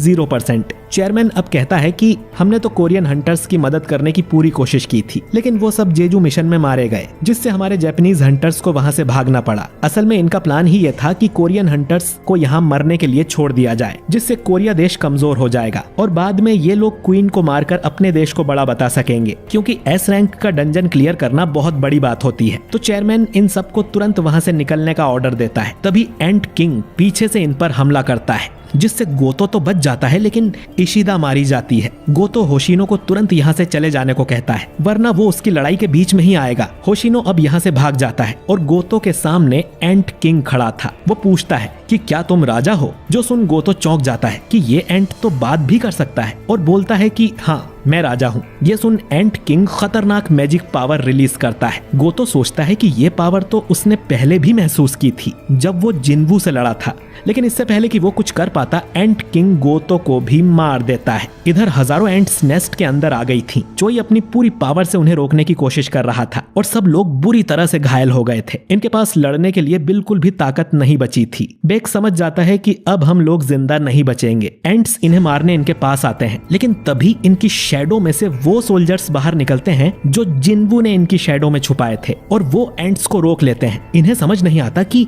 ये क्या हो रहा है, ये ब्लैक सोल्जर्स कहां से आ गए। इधर जिन्वू डिसाइड करता है कि उससे भी लड़ाई में जाना पड़ेगा। इसके बाद इग्रिस, टैंक, आयरन और टस्क भी यहाँ आकर लड़ने लगते हैं। बेक सोचता है कि आखिर ये लोग हैं कौन, और तभी जिन्वू भी यहाँ पर आ जाता है, जो कि अपने एक शैडो सोल्जर की जगह पर एक्सचेंज करके आया था। उसे देख सब हैरान हो जाते हैं कि आखिर ये यहाँ कैसे आया। इधर जुनही और बाकी लोग देखते हैं कि रेड का जो लाइव टेलीकास्ट चल रहा था वो अचानक से ही बंद हो गया है और लोगों को पता ही नहीं कि जेजू आइलैंड पर क्या हो रहा है। ब्रॉडकास्ट चैनल पर लोगों के ढेर सारे कॉल्स आ रहे थे कि अचानक टेलीकास्ट बंद क्यों कर दिया और उसे दोबारा चालू करो, लेकिन डायरेक्टर का कहना था कि टेलीकास्ट तो छोड़ो, उनका अपने कैमरामैन से कांटेक्ट भी नहीं हो पा रहा है, कहीं ऐसा ना हो कि सारे एस रैंक हंटर मारे गए हों। इधर हम देखते हैं कि उस कैमरामैन का कैमरा खराब हो गया था और उसमें सिग्नल नहीं आ रहे थे। जिन्वू अब आयरन को माना रिलीज करने को कहता है, जिससे सारी एंट्स उसकी तरफ आने लगती हैं और फिर इग्रिस और बाकी शैडो सोल्जर्स एंट्स पर हमला कर उन्हें मारना शुरू कर देते हैं। टस्क अपने जादू से बाकी हंटर्स को प्रोटेक्ट कर रहा था और हंटर तो बहुत कंफ्यूज थे कि आखिर यहाँ चल क्या रहा है और जिन्वू यहाँ कैसे आ गया। जिन्वू कहता है कि वो बाद में एक्सप्लेन करेगा, पहले उनकी इंजरी ठीक करना जरूरी है। जिन्वू अपनी इन्वेंट्री में से कुछ हीलिंग पोशन निकालता है और इन सबको पिला देता है, जिससे ये सभी हंटर्स बिल्कुल ठीक हो जाते हैं। इसके बाद वो चाहीन को भी एक पोशन पिलाता है, लेकिन उस पर कोई असर नहीं हो रहा था। असल में चाहीन को इतनी सीरियस इंजरी हो गई थी कि जिन्वू उसे ठीक नहीं कर सकता और उन्हें जल्दी चाहीन को यहाँ से ले जाना होगा, लेकिन थोड़ी थोड़ी देर में हजारों एंट्स अंदर आती जा रही थी। इधर गन ही परेशान हो रहा था क्योंकि उसका आइलैंड पर किसी हंटर से कोई भी कांटेक्ट नहीं हो पा रहा था और जब से वो ब्लैक एंट सामने आया था तब से ही इनका लाइव टेलीकास्ट भी रुक गया है। गन ही खुद को कोसता है कि अगर वो इतना बुढ़ा ना होता तो वो भी उनके साथ लड़ने जा पाता और प्रे करता है कि उसके सारे हंटर्स सही सलामत हों। इधर जिना गुस्सा कर रही थी कि अब तो उनका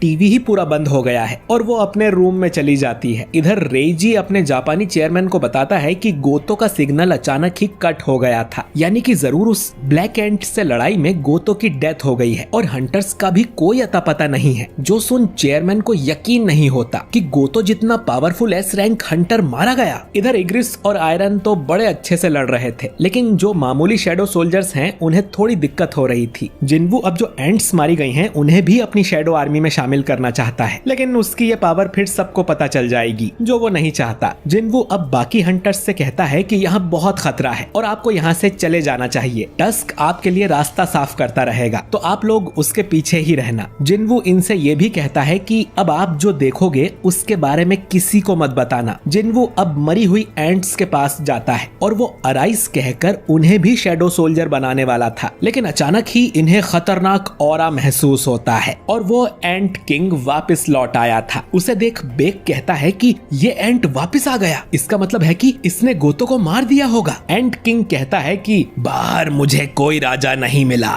क्या तुम में से कोई राजा है? जिन्वू ने गोतो के साथ भी एक शैडो अटैच किया था, जिसका कांटेक्ट अचानक ही टूट गया, यानी कि इस एंट किंग ने सच में गोतो को मार दिया है। जिन्वू अब आगे बढ़कर एंट किंग के पास जाता है। एंट किंग उससे पूछता है कि क्या तुम इंसानों के राजा हो? जिन्वू बोलता है कि तुम कीड़े होकर भी बात कैसे कर सकते हो? जो सुन एंट किंग गुस्से में चिल्लाने लगता है। अब अचानक ही कैमरामैन का सिग्नल आ जाता है और डायरेक्टर फिर से लाइव टेलीकास्ट करने को कहता है। उसका जूनियर बोलता है कि अगर हमने अब लाइव टेलीकास्ट किया तो इसमें बिल्कुल भी डिले नहीं होगा और अगर आइलैंड पर कुछ उल्टा हो गया तो ये लोग उसे एडिट भी नहीं कर पाएंगे। डायरेक्टर कहता है कि टेलीकास्ट बंद होने की वजह से पहले ही लोग हम पे गुस्सा हैं, तो अब उसे फर्क नहीं पड़ता और वो लाइव टेलीकास्ट फिर से शुरू करवा देता है। और सब देखते हैं कि जिन्वू उस एंट किंग के सामने खड़ा था, जो देख सभी हैरान हो जाते हैं। इधर जिना भी देखती है कि जिन्वू इस मिशन पर कब चला गया और गनही तो खुशी के मारे अपनी कुर्सी ही तोड़ देता है, क्योंकि जिन्वू ने फाइट को ज्वाइन कर लिया था। जिनचुल सोचता है कि ये इतनी जल्दी आइलैंड पर गया कैसे, तो गनही कहता है कि अभी वो इम्पोर्टेंट नहीं है, हमारी उम्मीदें अब इसी से हैं। इधर एंट किंग जिन्वू के मुंह पर एक जोरदार मुक्का मारता है, जो देख बाकी हंटर कहते हैं कि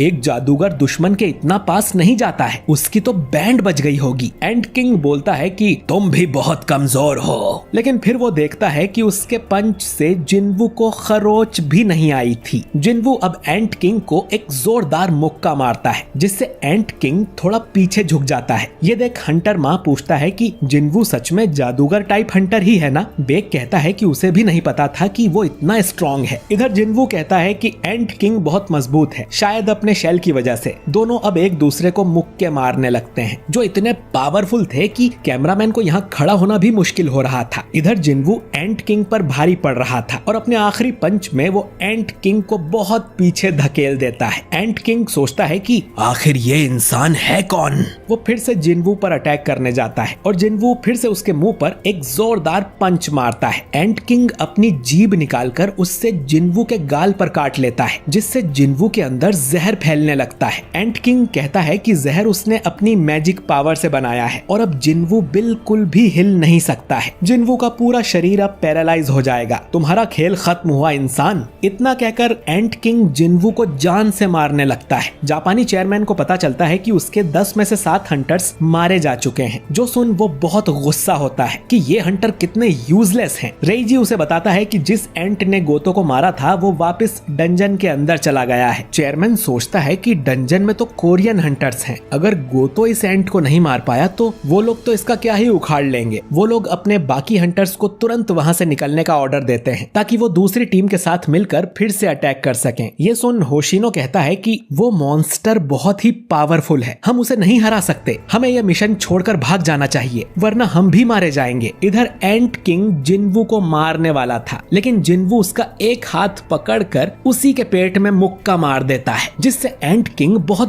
दूर जाकर गिरता है। चोई कहता है कि उस पे जहर का असर नहीं हुआ क्या, और बेक हंसते हुए कहता है कि अब तो मुझे किसी चीज से हैरानी नहीं होती, जिन्वू के सिस्टम ने अपने आप ही उसका जहर निकाल दिया था। जिन्वू सोचता है कि वो इस एंट के इमोशन महसूस कर सकता है, लेकिन टाइम के साथ साथ चाहीन की हालत और भी खराब होती जा रही थी, तो उसे यह लड़ाई जल्दी खत्म करनी होगी। वो अब एंट किंग पे हमला करने जाता है, तो एंट किंग वहां से हट जाता है। अपने पंखों के जरिए अब वो उड़ने लगा था। एंट किंग कहता है कि इस आदमी पर जहर का असर नहीं होता और ये ताकत में भी मुझसे ज्यादा स्ट्रॉन्ग है, तो उसे अब अपनी स्पीड के भरोसे ही लड़ना होगा। इतना कहकर एंट किंग ट्रांसफॉर्म हो जाता है और अपने शरीर को पतला कर लेता है और अपने पंजों को और भी नुकीला। जिन्वू अब डीमन किंग बारन के दोनों डैगर्स बाहर निकालता है और दोनों लड़ने लगते हैं। एंट किंग अपनी आइस पावर भी यूज करता है, जो उसे उस आइस वाले हंटर को मारने से मिली होगी, लेकिन जिन्वू उसे रुई की तरह काट देता है। एंट किंग को अब रियलाइज होता है कि जिन्वू की स्पीड तो बिल्कुल उसके बराबर है, बल्कि वो और तेज होता जा रहा था। दोनों में इतनी तेज लड़ाई हो रही थी कि बाकी लोग तो ठीक से देख भी नहीं पा रहे थे। जिन्वू एंट किंग की बुरी तरह से धुलाई कर देता है। एंट किंग जिन्वू की आंख में पंजा मारने वाला था, तो जिन्वू अपनी स्किल अपग्रेड करके उसका हाथ ही काट देता है, लेकिन एंट किंग हीलिंग एबिलिटी यूज कर खुद को ठीक करता है और जिन्वू के सामने एक बड़ी आइस की दीवार बना के यहाँ से अपनी जान बचाकर भागता है। वो समझ गया था कि जिन्वू को हराना उसके बस की बात नहीं है। वो पूरी स्पीड से यहाँ से भागने की कोशिश करता है, लेकिन जिन्वू उसके हाथ पैर काट कर उसे वापस नीचे गिरा देता है। एंट किंग सोचने लगता है कि ये इंसान आखिर है कौन, और अपनी एंट सेना को हमला करने का ऑर्डर देता है। तो जिन्वू भी अपनी शैडो आर्मी को बुला लेता है और उसकी आर्मी एंट्स को मारने लगती है। टस्क तो इतना बड़ा धमाका करता है कि गुफा में ही छेद हो जाता है। एंट किंग ये देख सोचता है कि मुझे तो सबसे ऊपर होना चाहिए था, मुझे तो राजा होना चाहिए था, लेकिन अब उसे जिंदा रहने के लिए भागना पड़ेगा। वो फिर से उड़कर यहाँ से भागने की कोशिश करता है, लेकिन जिन्वू अपनी टेलीकिनेसिस की पावर से उसे पकड़ लेता है और नीचे पटक देता है और एंट किंग एक कीड़े की तरह रेंगने लगता है। जिन्वू अपने डैगर्स लेके उसके पास जाता है और उसके टुकड़े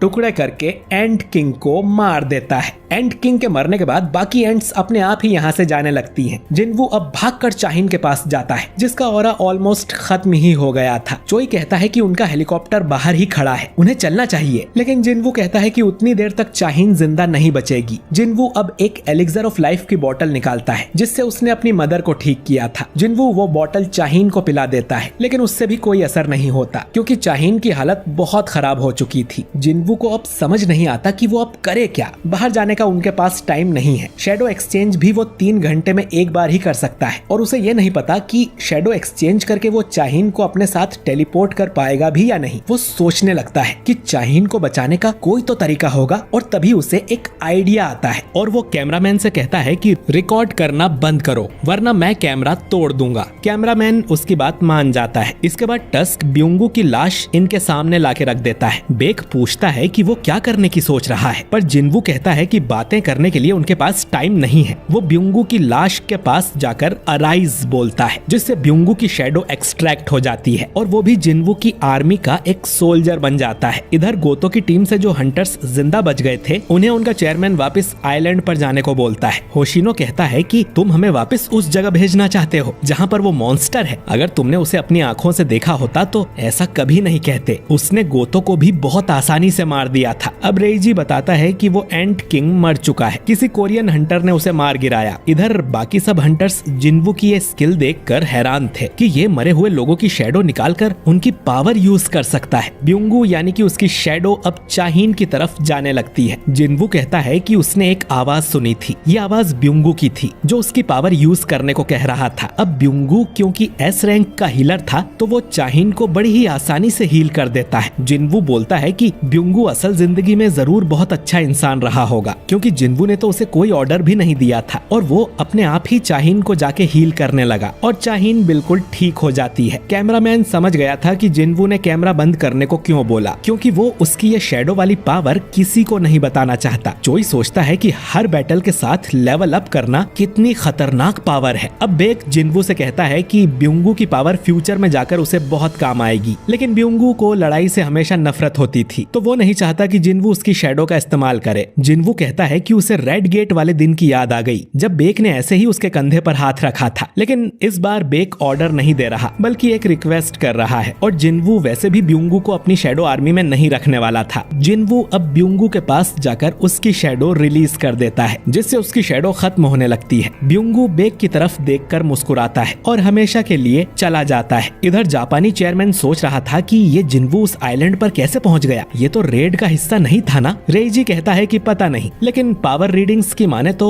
वो अचानक ही आइलैंड पर प्रकट हो गया था। चेयरमैन गुस्से में सोचता है कि उसने 7 एस रैंक हंटर भी खो दिए, और फाइनल बॉस को भी कोरियन हंटर ने मारा। रेइजी पूछता है कि उन्हें प्लान 9 एक्टिवेट करना है या नहीं। अगर हमारे और हंटर मारे गए तो हमारा देश बहुत कमजोर हो जाएगा, और हमारे देश में खुलने वाले गेट्स को ही हम नहीं संभाल पाएंगे। चेयरमैन कहता है कि तुरंत वहाँ से वापस आ जाओ, और बहुत गुस्से में अपना फोन तोड़ देता है। एंट किंग और क्वीन के मरने के बाद बाकी बची एंट्स इधर उधर उड़ने लगती हैं, और जो सारे जहाज आइलैंड को घेरे हुए थे, उनके हंटर्स इन्हें मारने की कोशिश करते हैं, क्योंकि अब उनका कोई लीडर नहीं है, तो वो कुछ भी कर सकती हैं और उड़कर शहरों की तरफ भी जा सकती हैं। इधर सारे कोरियन हंटर्स भी गुफा से निकलकर अपने हेलीकॉप्टर में बैठ जाते हैं। चोई कहता है कि तुरंत यहाँ से निकलो। एक हंटर पूछता है कि जिनवू कहाँ पर है, तो चोई बताता है कि वो यहीं रहेगा, बाकी बचे अंडे और एंट्स को खत्म करने के लिए, और हमारी जो हालत है हम यहाँ रुककर उसकी मुश्किल ही बढ़ाएंगे। चाहिन अब खतरे से बाहर है, लेकिन फिर भी उन्हें उसे हॉस्पिटल ले जाना होगा। इसके बाद ये लोग यहाँ से चले जाते हैं। इधर टस्क अपनी आग से अंडों को जलाने लगता है, और उनसे भी जिनवू लेवल अप हो रहा था। इसके बाद जिनवू डीमन मोनार्क की सोर्ड निकालता है, और उससे एक ही बार में कई सारी एंट्स को मार देता है। बाकी का काम वो अपने शैडो सोल्जर्स पे छोड़ देता है, और वो सब भी एंट्स को मारना शुरू कर देते हैं, और जिनवू का लेवल अब 100 हो गया था। इसके बाद जिनवू एंट किंग की लाश के पास जाता है, जिसके मरने के बाद भी जिनवू को पावरफुल ऑरा महसूस हो रहा था। जिनवू अब एंट किंग की शैडो एक्सट्रैक्ट करने के लिए अराइज बोलता है, लेकिन अचानक ही वो किसी अंधेरी जगह में पहुंच जाता है, जहां वो कुछ भी महसूस नहीं कर पा रहा था। लेकिन अगले ही पल वो वापस असली दुनिया में पहुंच जाता है, और उसके सामने एंट किंग की शैडो प्रकट होती है, और वो भी अब जिनवू की आर्मी का हिस्सा बन गया है। जिनवू अब बाकी की एंट्स को अराइज करने जाने लगता है, लेकिन तभी एंट किंग बोलता है कि मेरे मालिक, जो सुन जिन्वू चौंक जाता है, क्योंकि आज तक उसका कोई भी शैडो सोल्जर बात नहीं कर सकता है, तो ये कैसे बोल पा रहा है। एंट किंग अपने घुटनों पर बैठ जिन्वू से कहता है कि मुझे कोई नाम दीजिए मेरे मालिक। जिन्वू देखता है कि इसकी रैंक जनरल थी। ये रैंक भी वो पहली बार देख रहा था। शायद इस नई रैंक की वजह से ही ये बात कर पा रहा है। जिन्वू बोलता है कि मैंने ही तुम्हें मारा था, फिर भी तुम मेरे आदेश मानोगे। एंट किंग कहता है कि मैं मरा नहीं हूँ, बल्कि आपके हाथों से मेरा पुनर्जन्म हुआ है, जिससे मुझे बहुत खुशी हुई है और मैं हमेशा हमेशा के लिए आपकी सेवा करना चाहता हूँ, तो मुझे कोई नाम दीजिए। जिन्वू कहता है कि अब से तुम्हारा नाम होगा कटप्पा, मेरा मतलब है बेरू। इसके बाद जिन्वू बाकी एंट्स को भी अपना शैडो सोल्जर बना लेता है। इधर कई सारी एंट्स उड़कर शहर के पास आ गई थी और यहाँ भी इन्हें रोकने कुछ छोटे मोटे हंटर्स खड़े थे। मिनसुंग तो डर के मारे बाथरूम में जाकर छुप जाता है और बाकी हंटर अपनी जान की बाजी लगाकर इन एंट्स से लड़ने लगते हैं। जिन्वू देखता है कि ये एंट्स तो बहुत सारी हैं। बेरू बोलता है कि ये 4000 हैं और बिना लीडर के ये चारों तरफ फैल गई हैं। जिन्वू अब बेरू से कहता है कि क्या तुम इन्हें मार सकते हो। बेरू बोलता है कि बिल्कुल मेरे मालिक, आपको बस आदेश देना है। इसके बाद बेरू उड़कर जाता है और एंट्स को मारने लगता है। इधर मिस्टर किम पर एक एंट हमला करने वाली थी, लेकिन तभी बेरू उसके टुकड़े कर देता है। इन्हें तो पता भी नहीं चलता कि वो क्या था जो सारी एंट्स के टुकड़े करते हुए यहाँ से चला गया, लेकिन उसने हमें बचा लिया और जुन ही समझ जाती है कि इसके पीछे जरूर जिन्वू होगा। इधर हंटर्स के हेलीकॉप्टर को भी एंट्स ने घेर लिया था। इनका जादूगर किसी तरह हेलीकॉप्टर को शील्ड किए हुए था और बाकी हंटर्स कुछ नहीं कर सकते थे। सारी एंट्स शील्ड को तोड़कर इनके हेलीकॉप्टर की तरफ आने लगती है, लेकिन तभी उन्हें एक जोरदार बिजली का झटका लगता है और वो सब मारी जाती हैं। ये काम जिन्वू ने किया था, जो कि कायसेल पर उड़ रहा था और उसके हाथ में बारन की तलवार थी। इसी के साथ जेजू आइलैंड मिशन खत्म होता है। सारे एस रैंक हंटर सुरक्षित वापस आ गए थे और बाकी हंटर्स ने एंट्स को शहर में घुसने ही नहीं दिया था। चाहीन, जो कि पूरे टाइम बेहोश थी, उसे हॉस्पिटल ले जाया गया और जंग में कुछ जाने भी गई, लेकिन आखिरकार जेजू आइलैंड के खतरे को इन्होंने हमेशा के लिए खत्म कर दिया है और इस 4th Jeju island raid mission में हमारी जीत हुई। 2 दिन बाद हम चाइना की बॉर्डर को देखते हैं, जिनकी तरफ कुछ एंट्स उड़कर जा रही थी, लेकिन इनके पास भी एक नेशनल लेवल हंटर है जिसका नाम है लिu Zhigang।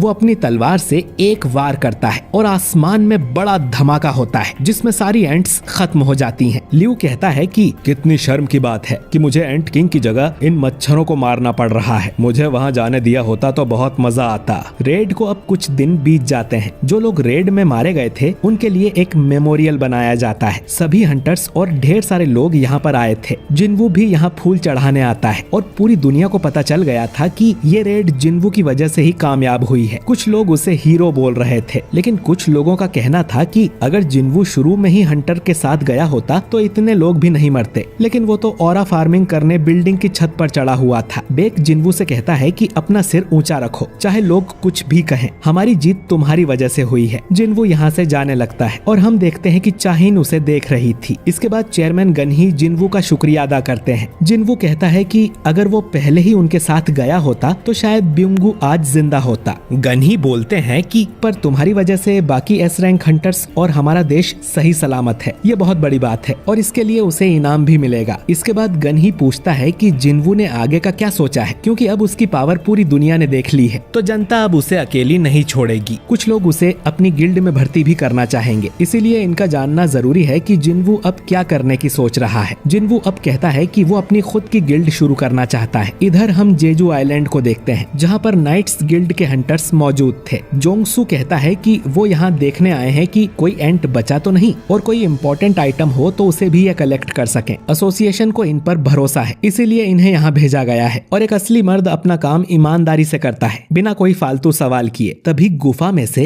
एक आदमी निकलकर बाहर आता है। जोंगसू पूछता है कि वो कौन है और यहाँ क्या कर रहा है, लेकिन वो आदमी कोई अलग ही लैंग्वेज बोल रहा था जो इन्हें समझ नहीं आती। तभी गुफा में से एक दूसरा हाथ बाहर निकलता है जो चुटकी बजाता है, जिससे ये सारे हंटर्स बेहोश हो जाते हैं। ये दूसरा आदमी नीले कलर का था और उसने चुटकी बजा के इन सबको सुला दिया था। इसके बाद ये लोग कुछ अजीब सी बातें करते हैं कि कोई है जो इंसानों का साथ दे रहा है जबकि उसे नहीं देना चाहिए। शायद ये लोग जिन्वू की बात कर रहे थे और फिर दोनों ही अपने अपने पोर्टल खोल के यहाँ से चले जाते हैं और हम जिन्वू के फादर इल हुआन को देखते हैं जो छुप के ये सब देख रहा था। खैर, इधर जिन्वू को अपनी गिल्ड खोलने की परमिशन मिल गई थी और जिन्हो उनके लिए ऑफिस ढूंढने लगता है और सोंगयी कहती है कि जिन्वू उसे भी हायर करे। जिन्वू ट्रैफिक में फंसा हुआ था, तभी उसे गनही का कॉल आता है। वो बताता है कि जिन्वू जहाँ फंसा है उसके पास ही एक बी रैंक डंजन खुला है और इसीलिए वहाँ ट्रैफिक जाम लगा है और हंटर को वहाँ पहुँचने में थोड़ा टाइम लग सकता है। अब जिन्वू उस गेट के पास जाता है और अकेले ही उसमें एंटर कर लेता है, लेकिन उसके अंदर जाते ही ये मामूली गेट एक रेड गेट में बदल जाता है और जिन्वू अब एक बड़े से जंगल में फंस गया था। उसके सामने कई सारे मॉन्स्टर थे और जिन्वू अपनी शैडो आर्मी को समन करता है जो कि अब बहुत ज्यादा बड़ी हो चुकी थी और इनमें सबसे पावरफुल था बेरू और जिन्वू इन्हें अटैक करने का ऑर्डर देता है। इधर चाहिन कहती है कि उसे अब भी बहुत कुछ सीखना है। वो डंजन में कमजोर थी और दूसरे लोगों को उसे बचाना पड़ा। मुझे उस बाहुबली तक पहुंचना होगा, मुझे उसके साथ खड़ा होना है और इसके लिए मुझे और ज्यादा स्ट्रॉन्ग होना पड़ेगा। आखिर में हम एक बहुत ही तगड़ा शॉट देखते हैं जिसमें जिन्वू की आर्मी घुटनों पर बैठी थी और जिन्वू कहता है कि अगला शिकार कहाँ है और इसी के साथ सोलो लेवलिंग का सीजन 2 खत्म हो जाता है। तो दोस्तों, जिन्वू जो एक टाइम पर दुनिया का सबसे कमजोर हंटर हुआ करता था, उसे कुत्ता भी नहीं पूछता था। आज वो शायद दुनिया का सबसे स्ट्रॉन्ग हंटर बन चुका है। अब उसके सामने कौन आएगा ये तो अगले सीजन में ही पता चलेगा। आपको ये वीडियो और ये पूरा सीजन 2 कैसा लगा कमेंट करके जरूर बताइए और वीडियो अच्छा लगा हो तो इसे लाइक और शेयर कीजिए। हमारे चैनल को सब्सक्राइब करके बेल आइकन जरूर दबाइए। शुक्रिया।